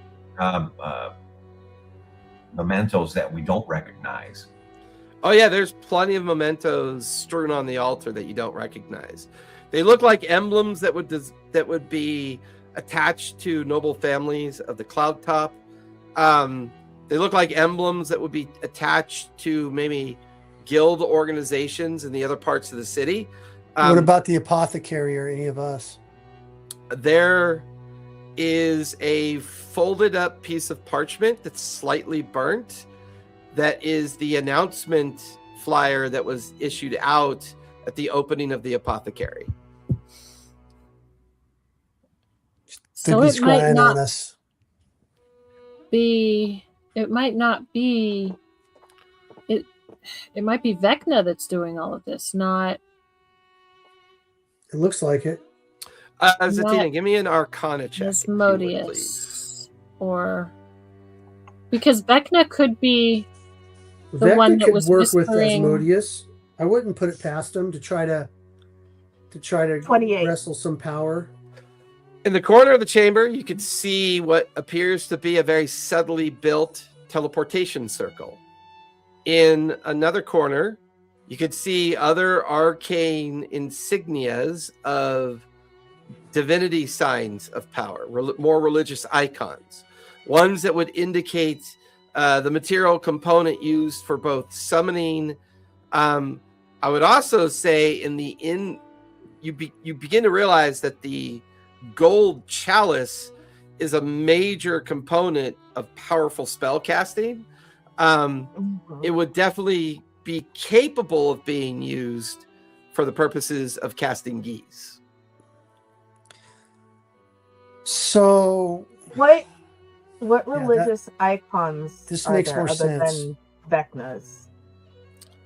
All 9 of the prime icons are here. And there appears to be markings and burnt kind of striations, like some kind of material was consumed, almost as if the spell commune was being used. Do you think that does any of this point to the fact that Vecna might be trying to locate the gods on the material plane that have changed into mortal form and is systematically destroying them? You're not sure if he's systematically destroying them, but he is spending a lot of time casting divination magic. He might not be trying to destroy them. He might be trying to locate them so that he can utilize them for components in a spell, potentially. What's the blood in the chalice? As you examine the blood in the chalice, give me a medicine check, if you would please, Father Jinx. Come on, man, don't screw me. That's not too bad. 17. 17. You find the burnt remains of humanoid eyeballs. Ew. 2 or more? Various, maybe 9 or more, hard to tell for sure. Different sizes, different possible humanoid origins. 9 makes sense if he's looking for the 9 prime deities. He's not looking for any of the betrayer gods?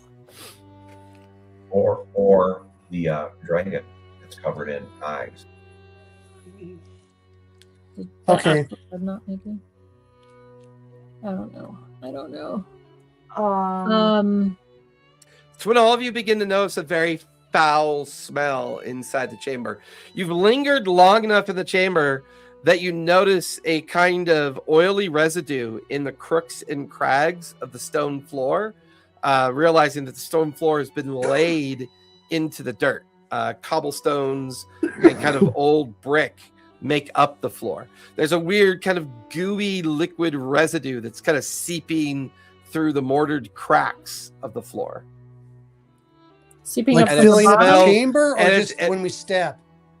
Like just walking around the chamber, you notice it because the smell draws your attention to it, and you can feel kind of like a sticky kind of tackiness coming up through the stone floor. Can I try and figure out what it is? Bludgeon. Say that again, Bludgeon. Sorry, Bludgeon grabs the chalice before any mayhem starts. Okay, give me a con save when you grab it. Oh. Yeah, I don't know if I would have grabbed it with your hands. 8. How many hit points do you have, Bludgeon? Hold on, I've got 4 more coming. With Get your D4 coming, buddy.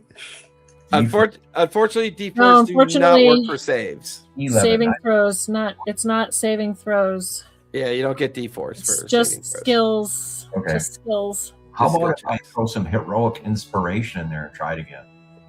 I mean, you can roll. You can roll historic and add it to your roll if you'd like to.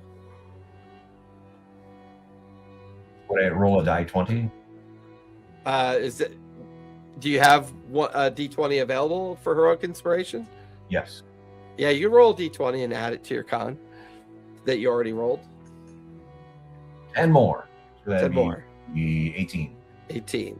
Unfortunately, the DC is a 21. When you guys watch Bludgeon grab the chalice, he begins to spasm. How many hit points do you have, Bludgeon? 61. You drop dead to the ground. Wait, how do I have more hit points than you do? Wait a minute. It doesn't matter. It's under 100 hit points anyway. So he drops dead to the ground after grabbing the chalice. We're only level 6. Like, is he dead or at 0 hit points? He's dead. Fuck. That's when, like, as he grabs it, it causes it to tip over as he drops dead to the ground. So, Tina, you recognize a glyph on the chalice, power word kill. Shit. I'm going to make sure he's not touching the chalice anymore, and I'm going to cast Revivify. Okay.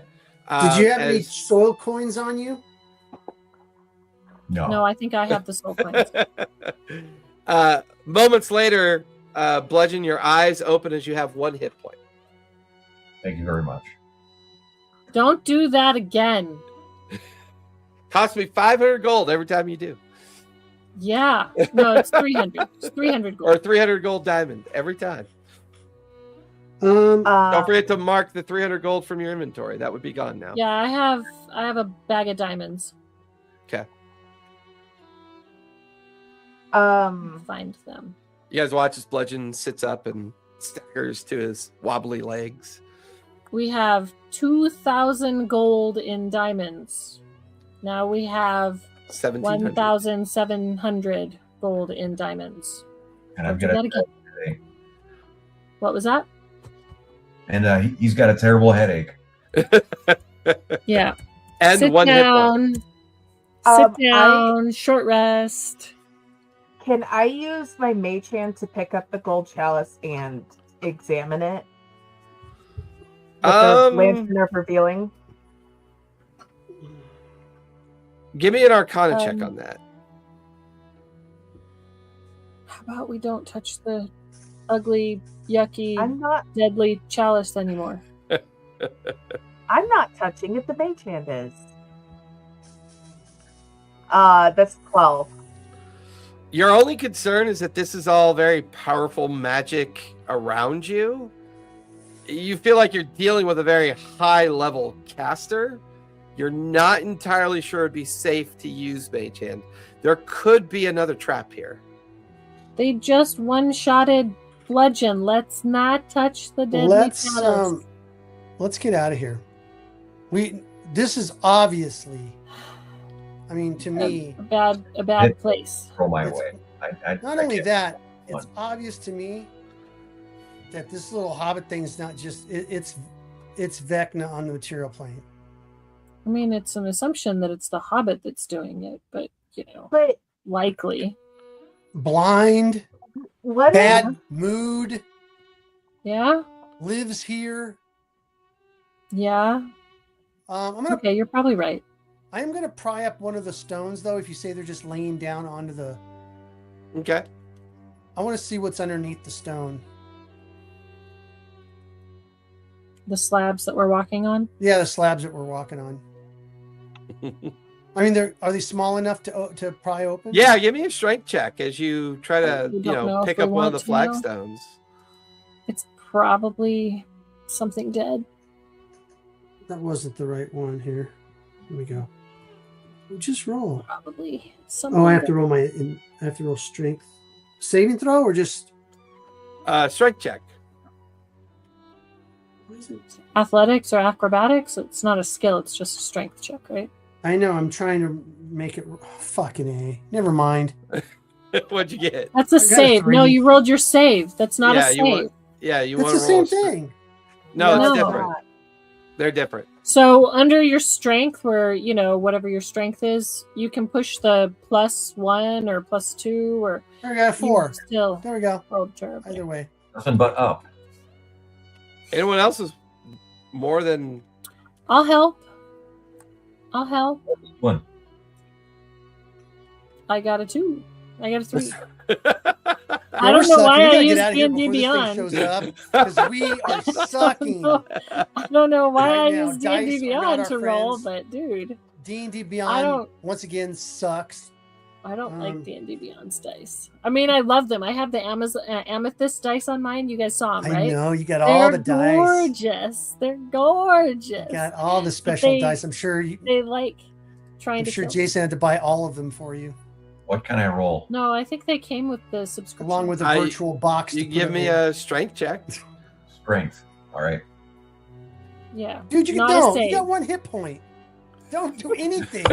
Stand still and don't move. He gets a hangnail. Oh my god! All of us. Look, dude, all of what us. is here? We're gonna. He's I mean, gonna we trip and probably bump take his head and psychic die. damage. We probably take psychic Jesus. damage from not being able to lift this freaking flagstone. We might as well Shit. just gouge your eyes out and become Vecna followers and just. This is where the party ends. We can't lift up a flipping flagstone. Yeah. It's time to leave. It's time to leave. They're probably glyphed with like permanent sticking charms or something like that. And, let's get out of here. That's why we can't. That's why we can't pick them up. We were here to find out information. We found out information. Left his hands all up in Is here. there another? So there's the way we came in. The lantern does not reveal any other hidden doors other than the way you came in. Okay. That would have been revealed. Is there a non-hidden door? There is another door that would lead out into the temple proper. So the cellar door is where they unload and bring things down to the cellar. There's another door that would lead to a series of stairs that would then take you up into the vestibules, the temple, the chapel, and everything up above. Okay. Let me ask you something too. So doors that take us up into the vegetables. Is the vegetables? Vegetables. Eat your vegetables. If you sacrilege. So much sacrilege with this group. Dude, you sacrilegious place when you put Vecna in the basement, so shut up. This is your game. So he's not wrong. Is Vecna worship or the spells that are going on in here, are they clerical? Are they quasi-clerical? Are they magical? Because he's not really I would say with your religious background and what you know, right. These are all divination spells that are associated with clerical abilities. Like somebody who's very powerful with divination types of magic. Although the power word kill on the chalice is a pretty powerful arcane magic. Right. Okay, so if I Damn it, it's probably Lethlin. We left her on the dragon plane. If I sanctified this place with holy water, would it do anything? If he wasn't mortal, if he was immortal, it would probably do something. But now that he's mortal, you're not entirely sure. I'm gonna pee on it. Before we That's your answer to everything, peeing on it. Can I give our word pee? A lantern of revealing one more sweet to see if there's any hidden glyphs or spells or writing or anything? Don't pee on the lightning. The chamber, the religious chamber, or in the cellar? In the religious chamber. Okay. Are you using the lantern, or are you doing like one final full investigation? I'm going to use the lantern to help me investigate. Okay. So give me an investigation check. Is it with advantage because she's got the lantern? Don't forget guidance. Jesus, see what's happening with us, guys? This place is cursed. Paranoid?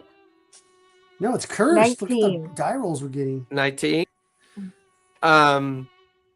just so happens the lantern doesn't reveal anything, but because you decided to sweep the entirety of the room, your right foot now sits on a very loose flagstone. I'm going to use Mage Hand to pick it up. As you use the Mage Hand to pick up the loose stone, it's 2 feet by 2 feet, maybe 5 pounds of weight that the Mage Hand picks up. There is a corpse's face staring up at you as if they were buried from the head down with their face screaming upwards. Their eyes have been gouged out as if they've been scooped out to be used as material components. The seepage is the mixture of like groundwater, blood, and rotting corpse corpse juices. Yeah. And looking at the entirety of the floor and seeing everything, there's dozens of you get the feeling that this whole floor is the remnants of people that Leaf Spring has used in an effort to keep an eye on things, to track things, to find things. The Whispered One is said to be one of the most intelligent of the lesser gods, and even that intelligence almost made him a greater god until he took the mortal oath. That's why our heads hurt. We can't think as good as he can. Is this person like someone we would know? It's hard to tell because it's mostly rotted skin and unusually long hair. From you get the feeling they've been dead for a while. Want to take it and talk with Dead later? Ew. I don't want to touch anything in It's here. all rotted. I don't want to touch. We don't know the spell. All of you hear a voice from outside. Fuck. That's strange. I could have sworn I've locked this door. Does it sound like the gardener? It sounds like Leaf Spring out by the cellar door entrance. That's lovely. You hear a creaking sound as the door is opened. Wait. We have something that can get us out of here? Do we have any spells that can get us out of here? Let's go the other way. There's another door. There's another door. Aren't we down in the religious, in the hidden? That's what you guys have been searching through. All 5 of you are down there in that room. Oh, so the other this door sounds like she's about to come down from the outside cellar door entrance. You can even hear her gathering up like gardening tools and other implements. You hear her make noise, the sound of the door, and then you hear the sound of a padlock being locked on the door. She just locked us in. Right, we took the padlock. Right. She obviously had another one. Yeah. Okay, we go back. Let's go back up. And then her voice drifts away, like she's moved on to something else. I don't think it's Can Riel get us out of here? Doesn't he teleport or something? There was another door, guys. Yeah, there's another door that leads up into the inside of the temple. Okay, we'll use that then. Can I tell who this is now that we're not about to get caught? Are we done peeing? I mean, your guess is with the amount of baubles and trophies over on the altar, this is probably either a lord or a lady from the Cloudtop district.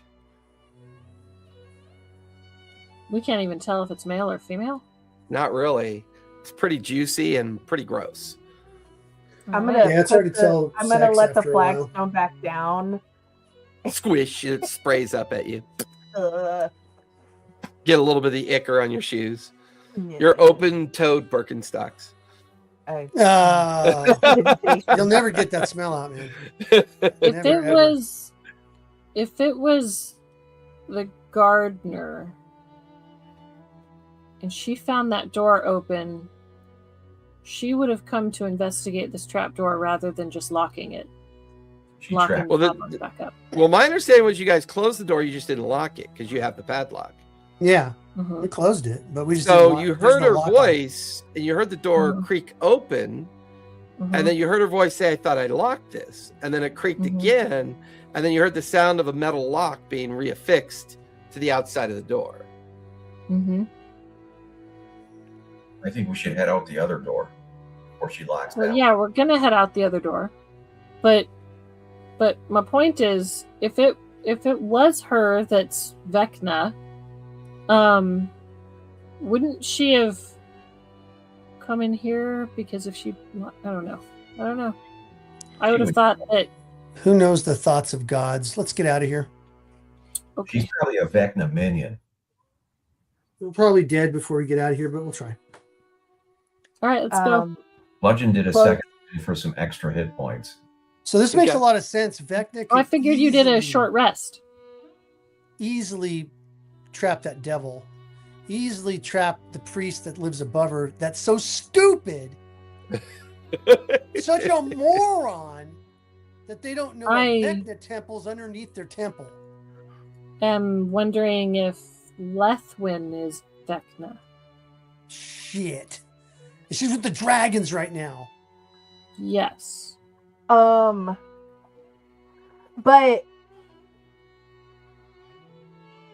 the whole thing is about Vecna is the missing eye thing. And Lethwin's got both of her eyes, but the gardener's blind. Yeah, but what if the gardener's her minion? Right, so Vecna was not necessarily blind. Correct. The followers were blind so that they could show their blind faith. Vecna's not blind. So Vecna, like, one of the main stories about him is that his eye was pulled out. One eye. Pulled out his own eye. Yeah, one eye. Not both. Vecna's eye would have been restored to him when he was destroyed and sent back to where his city of origin, Thermopylae. And he doesn't have his god body. He's in a mortal. So he took the shape of Lethwin. Okay, now this makes sense because the Bone Devil was fighting her.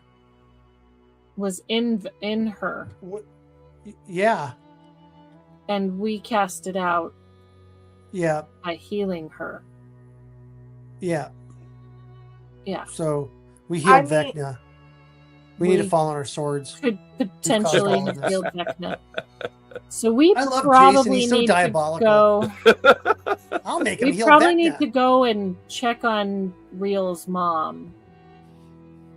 They're all dead. We get there, all the dragons are dead. Hey, let's get out of the temple, and I can do sending to the dragon. Okay. Wait, can you do sending through? Okay. Yep. All right. You can do sending across planes. Okay. Well, I think you have to. I think you have to be on the same plane of existence. But you have to be on the same plane of existence. You can send the message across any distance and even on other planes of existence. Okay. Good. Okay. But there is a 5% chance that the message does arrive if they are on a different plane. Correct. Different plane. But it will. So you have to roll a D100. If you roll a 1 through 5, it doesn't. On a D100. So roll a D100, and if you roll a 1 through 5, it doesn't go through. Let's close up this icky Vecna temple and get out of here first. Well, do we want to confront the gardener, or do we want to come back? I mean, I'm assuming we can go out. Bludgeon's got 1 hit point. We gotta get the fuck out of here. we can't confront with Bludgeon that's hurt because he's the tank. Okay. Father Jig's like, now listen, I just got my nails done. This ain't happening today. I got people to see, and I got drinks to drink. I sharpen my claws on the wall. They're all ready to go, but I can't do this today. No. We screwed ourselves. After we leave, we should close this up so it looks like nobody was in here in the first place. She's blind. She can't even see that we're here. Walk around. Just remember, she opened up a door. We have the we have the cup that is on the floor, so it's going to look like someone was here. Bludgeon does not have the cup. Right, it's on the floor. Someone Oh, else. you dropped it. It's on the floor. You go pick it up. We can't pick it up. It will kill us. And that's expensive. But if we take that, So it'll be a key item for them. Can we kind of kick it inside of your bag of holding? Well, if the you pick glyph's it, gone, You are still right? touching it. Nope, glyph is still on the it's cup. Still there. Oh, it's still on the. Okay, shit. Yep. No, we ain't. No, just leave it. We'll all be dead. Let's get that devouring thing. Do I know with the glyphs, if we wrap it in something, will it still kill us? It's a pretty powerful 'Cause- spell. I mean, even Zatina was hesitant to use Mage Hand because there's powerful magics down here. She's not even 100% sure if any kind of contact with it's going to be safe. Okay. I mean, even right. if we put it back up, all the stuff is spilled all over and it was spilled all over the floor. Yeah, that's true. So, But if it's Lethwyn, she's not on this plane at the moment, so it doesn't matter. We came here to question the gardener. We did. let's close this back up and then exit through the main temple, and then we can go through, I don't know, the back door out into the garden. We put the boxes back where we found them. Sure. Mm. Who's going out the main door first? I will. A second. I'll go. I've been going first. I'll go first. Are you more sneaky than me? Who? Is Father James more sneaky than me? The door appears to be Apparently locked. not, because I'm the thief, but everyone seems to have better rolls than me on thief skills. So I wish you guys would be more fucking clumsy or something and let my light shine a little bit. But no, try. The door appears. Your passive perception would be high enough, Father Jinx, that the door appears to be unlocked. It can only be locked See, from like, I the inside of the cellar. So what? The door leading out of the cellar up into the temple proper appears to be unlocked. Okay, we'll just go up there. I'll open it. You open it. The first thing that hits you is a cloud of flies and then a very intense odor. Oh, that's great. Okay. Odor of death? What's in there? There's a series of stairs that seem to go up and then curve and lead probably up into the kind of like, where the priest or priestess gets ready for the day's activity. Yeah. The kind of probably leads up to the library area that Lethwyn would use. Okay, And I'm going then- to go up there and find Lethwyn's body. So let's go up there and find Lethwyn's body. You go up, you head up there, and there's a bit of a disarray here. There's some clutter. All the curtains are pulled on all the windows, so there's no light coming into the vestibules. There is a very strong odor coming from the door that leads out into the actual temple itself. Mhm. And you could see piles of maggots kind of like coming underneath the door jamb and crawling across the floor at your feet. Do I hear anything like people shuffling around and moaning and talking about You brains? You do hear a steady kind of religious chant, like a very soft, low kind of hum, very subtle, almost impossible to pick up on. Sounds like a Cat lot ears, of them dude. kind of like in chorus, like the kind of like the traditional kind of Yes, sound. Domine, dona eis I'm gonna- requiem. What? Hey,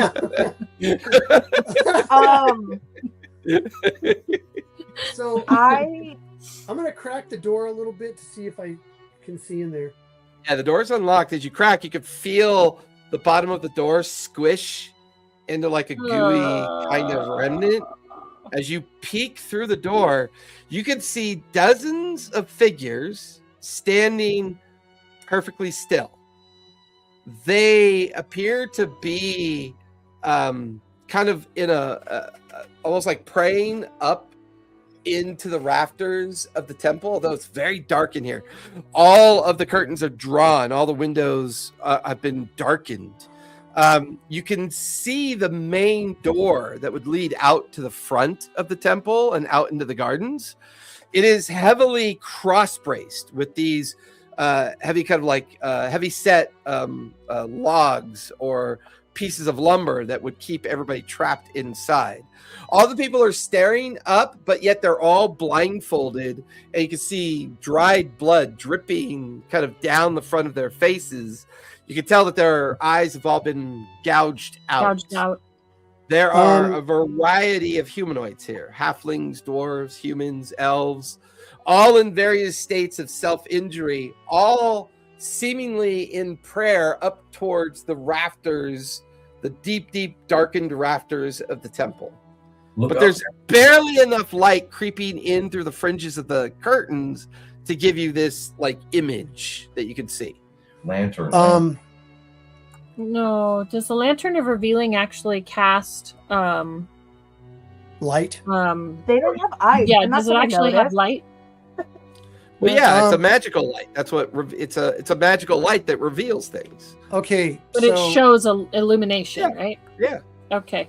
I lean it's back. Still a normal lantern. The only difference is when you shine the light of the lantern on something, if there's something hidden, it reveals it. I will lean back and hand Bludgeon a greater potion of healing. Okay. And how much is that? I believe that is 44 plus 4. Let me see. Dark Vision, the spell Dark Vision. Well, Dark Vision doesn't really help because light is creeping along the edges of the curtains. So the light that's creeping in is giving you the shadow gray appearance of what you can see. Okay. And technically, Bludgeon, you could take the greater health potion as an action. Therefore, you would automatically get back 20 hit points when you take it.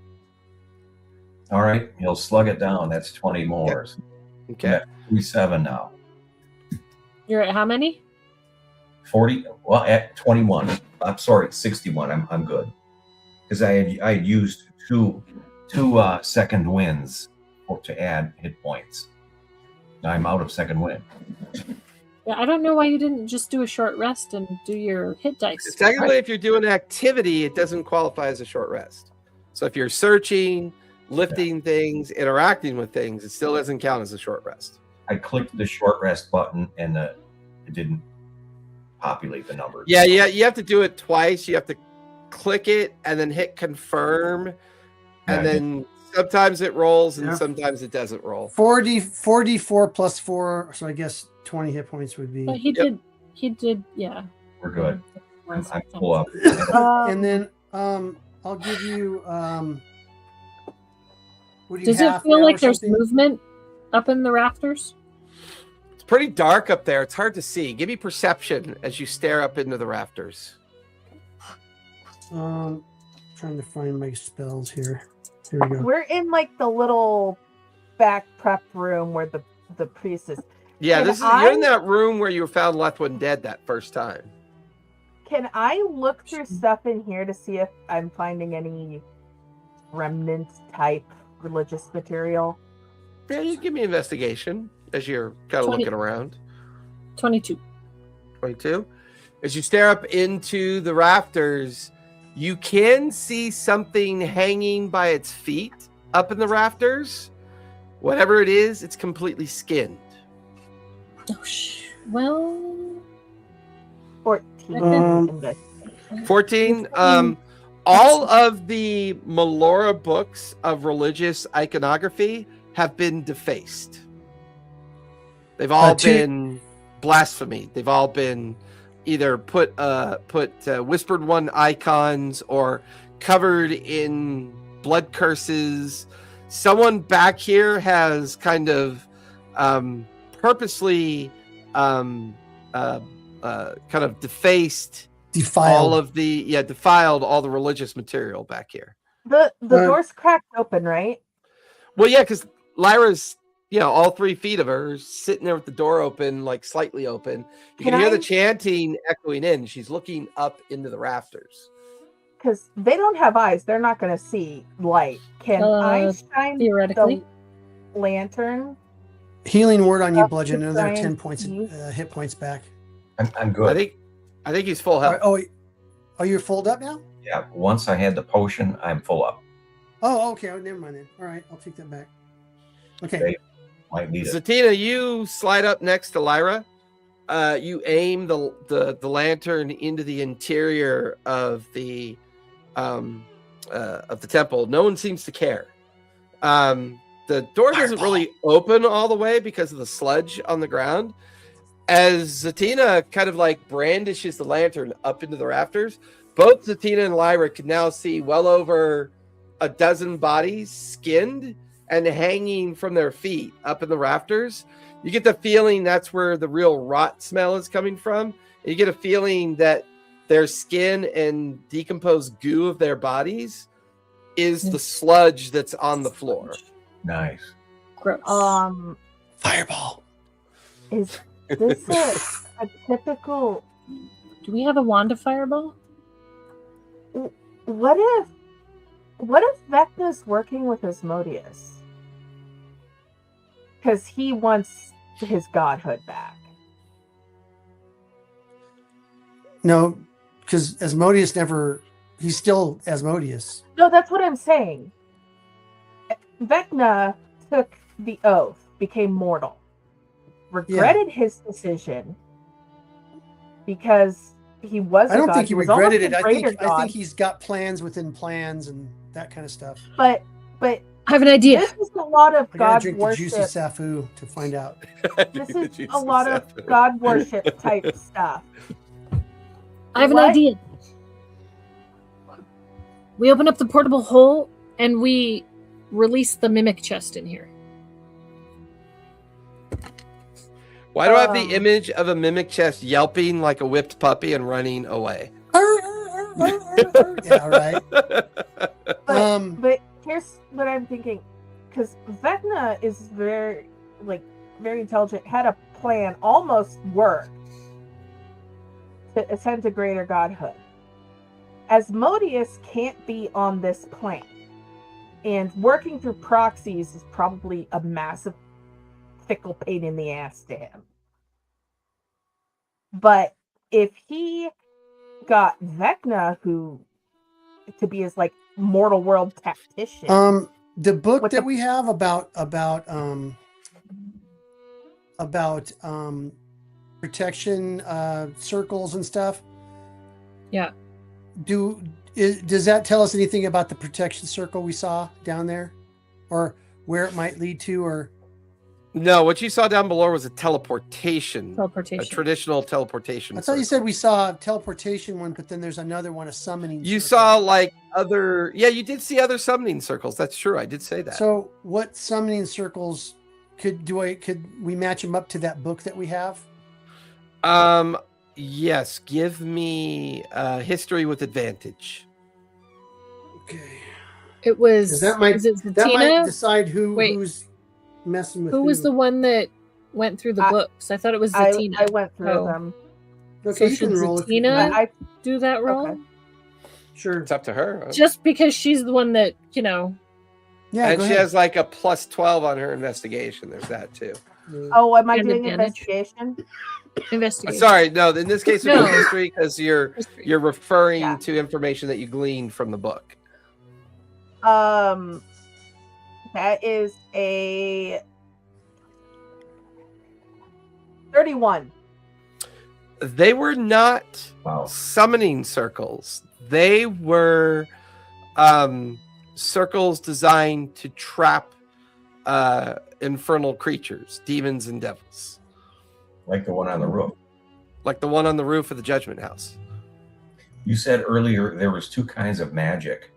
There was the magic of the Vecna and the godlike magic. The two most pronounced magics now, because of after what happened with divinity, is arcane magic and natural magic. Those are the two normal kind of done magics all the time. Divinity magic is really not practiced all that much now because the gods have fled Exandria. What did we see down there? Oh, that was definitely divinity magic. That was religious iconography, cleric spells with a smattering of powerful arcane spells, like maybe read from a spell book or read from scrolls.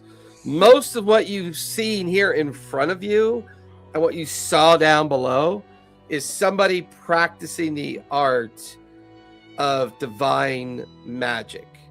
Now, divine magic means nothing more than the practice of seeking the favor of the gods.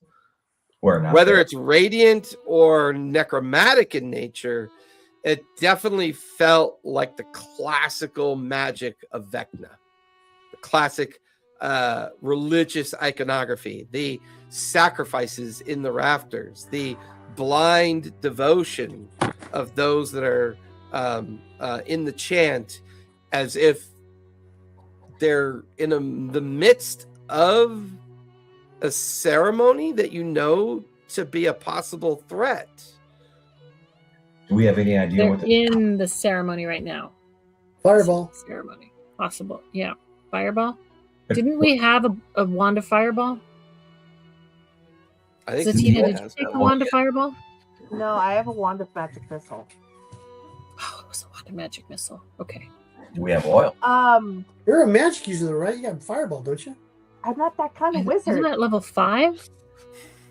Isn't that a level 5? Fireball's level 3. But like I said, we need to kill some rats. Go grind on some rats and Torkins. I Kill mean, some sprigs. I go to the forest. These are kind of rats. This is kind of leveling up. So down in the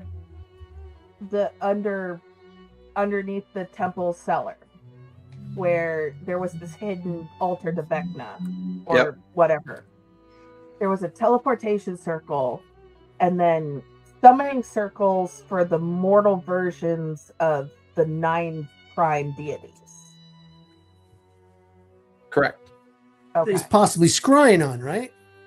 That's what it felt like. It's a lot of divination magic. Like I said, he's looking for he's searching or gaining something from looking at the gods. Maybe he's keeping an eye on them. Yeah. Maybe he knows where everything. Or they're the skinned people that are upside down hanging in those rafters. No, but I And those think were necessary to keep an eye on everyone. I have a vision of pirates killing one or sending him somewhere as a dwarf or something. Anyway, God damn it. Well, because what I Kill myself. Fucking Thistle. Old man. Oh, I know the feeling, man. I know the feeling. seeing this and assuming that what's her name? Black Witch. Yeah, No. Black Witch. The blind, the gardener. Yeah. Is Leaf Spring. Sorry. Leaf Spring is the mortal version of Vecna. This is this screams I'm trying to become a god again. Like a full-blown god again, not a diminished mortal version of the god I once was. How was he defeated? Was he defeated by the gods so he didn't become a god? No, he was originally defeated by Vox Machina that sent him back. Those guys again? God. He was defeated by them, and they had sent his broken remains back to the Shadow Vale where he's from, a very dark and kind of very dangerous part of the Shadow Vale. There's a moment in time that, Hell's Bells trapped Predathos, and in order to prevent Predathos from achieving his goal, Imogen agreed to give the gods a choice. The gods can either flee Exandria or become mortal and stay in Exandria. Vecna decided not to flee. He decided to stay as a mortal. So I think his overall scheme is to defeat Predathos. Well, so he can ascend to godhood once again. I mean, that's my idea. I think Asmodeus doesn't want Predathos here, so I think they might be teaming up. Right, that's what I'm saying. Yeah, I think you're right about that. Vecna wants his godhood back. Yeah, for sure. And now they're having this ritual right here, which we don't even know what it's doing, but it seems it does appear to take on the notes of a summoning ritual. So is he summoning Asmodeus to the plane? Asmodeus can't step on the plane because then Predathos will eat him. Well, no, or he has a choice to become immortal. No, he's already made the choice, and he chose not to become mortal. So does he want to kill Asmodeus? No, I think Vecna is being Asmodeus's man on the ground here in the mortal world. But what is he summoning? So, like, his champion? His godlike champion? He's a champion's champion? Let's just go ahead and disrupt this thing. We don't know what it is, so I say kill it. Is it still related to the lifting of the Citadel? It could be that gives this ceremony the power that it needs to... Give me an insight check, please. Wait a minute. The body's hanging. The bodies that are hanging up, right? Mm-hmm. Are they hanging by chains? The bodies are being hung by ropes that you could see. However, Father James, since you did kind of like focus on the bodies that are hanging specifically, for each person standing in the temple, there is an inverted person hanging directly over them. These are the mortal tethers. Are these the mortal tethers? Mortal anchors? Anchors. Yeah, the mortal anchors. What'd you get for insight, Bludgeon? Let me roll that. 15. God damn you, Ivar.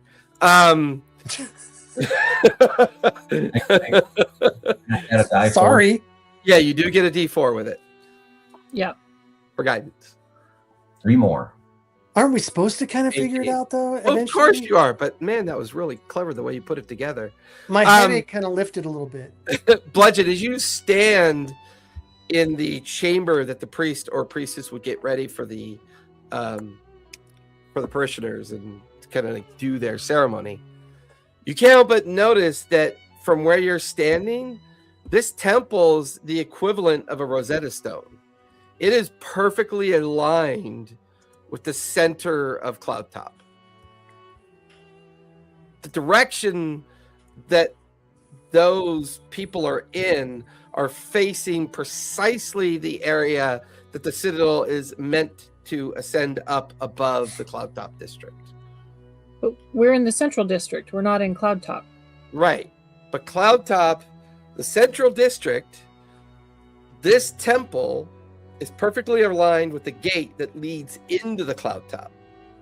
It therefore is perfectly aligned with the center point of the Citadel, that when it raises to its new apex, the position that they're facing and praying towards would be the exact proportion to where the Citadel would rise into. So the power from the thing can be channeled. What? It's a summoning ritual. What if they're using this and the power, arcane power of the Citadel rising to bring the Mercury Dragon to the mortal plane? Well, they're doing summon it. And then the Judgment House is underneath where the Judgment House is in line with that too, right? Who's the dragon? Who's the Mercury Dragon? The Astral Dreadnought, the Chained Oblivion. So when the Citadel rises, it gets power for the summoning. The Astral Dreadnought that was turned into an avatar of the Chained Oblivion. Well, the Astral Dreadnought became an avatar of the Chained Oblivion, is what the theory could possibly be. Right.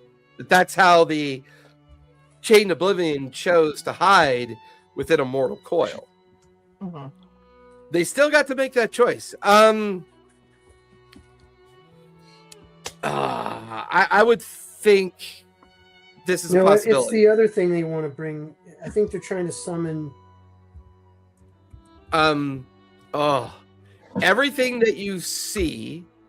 What's the name of that thing? Who's the name of the thing that made the scar?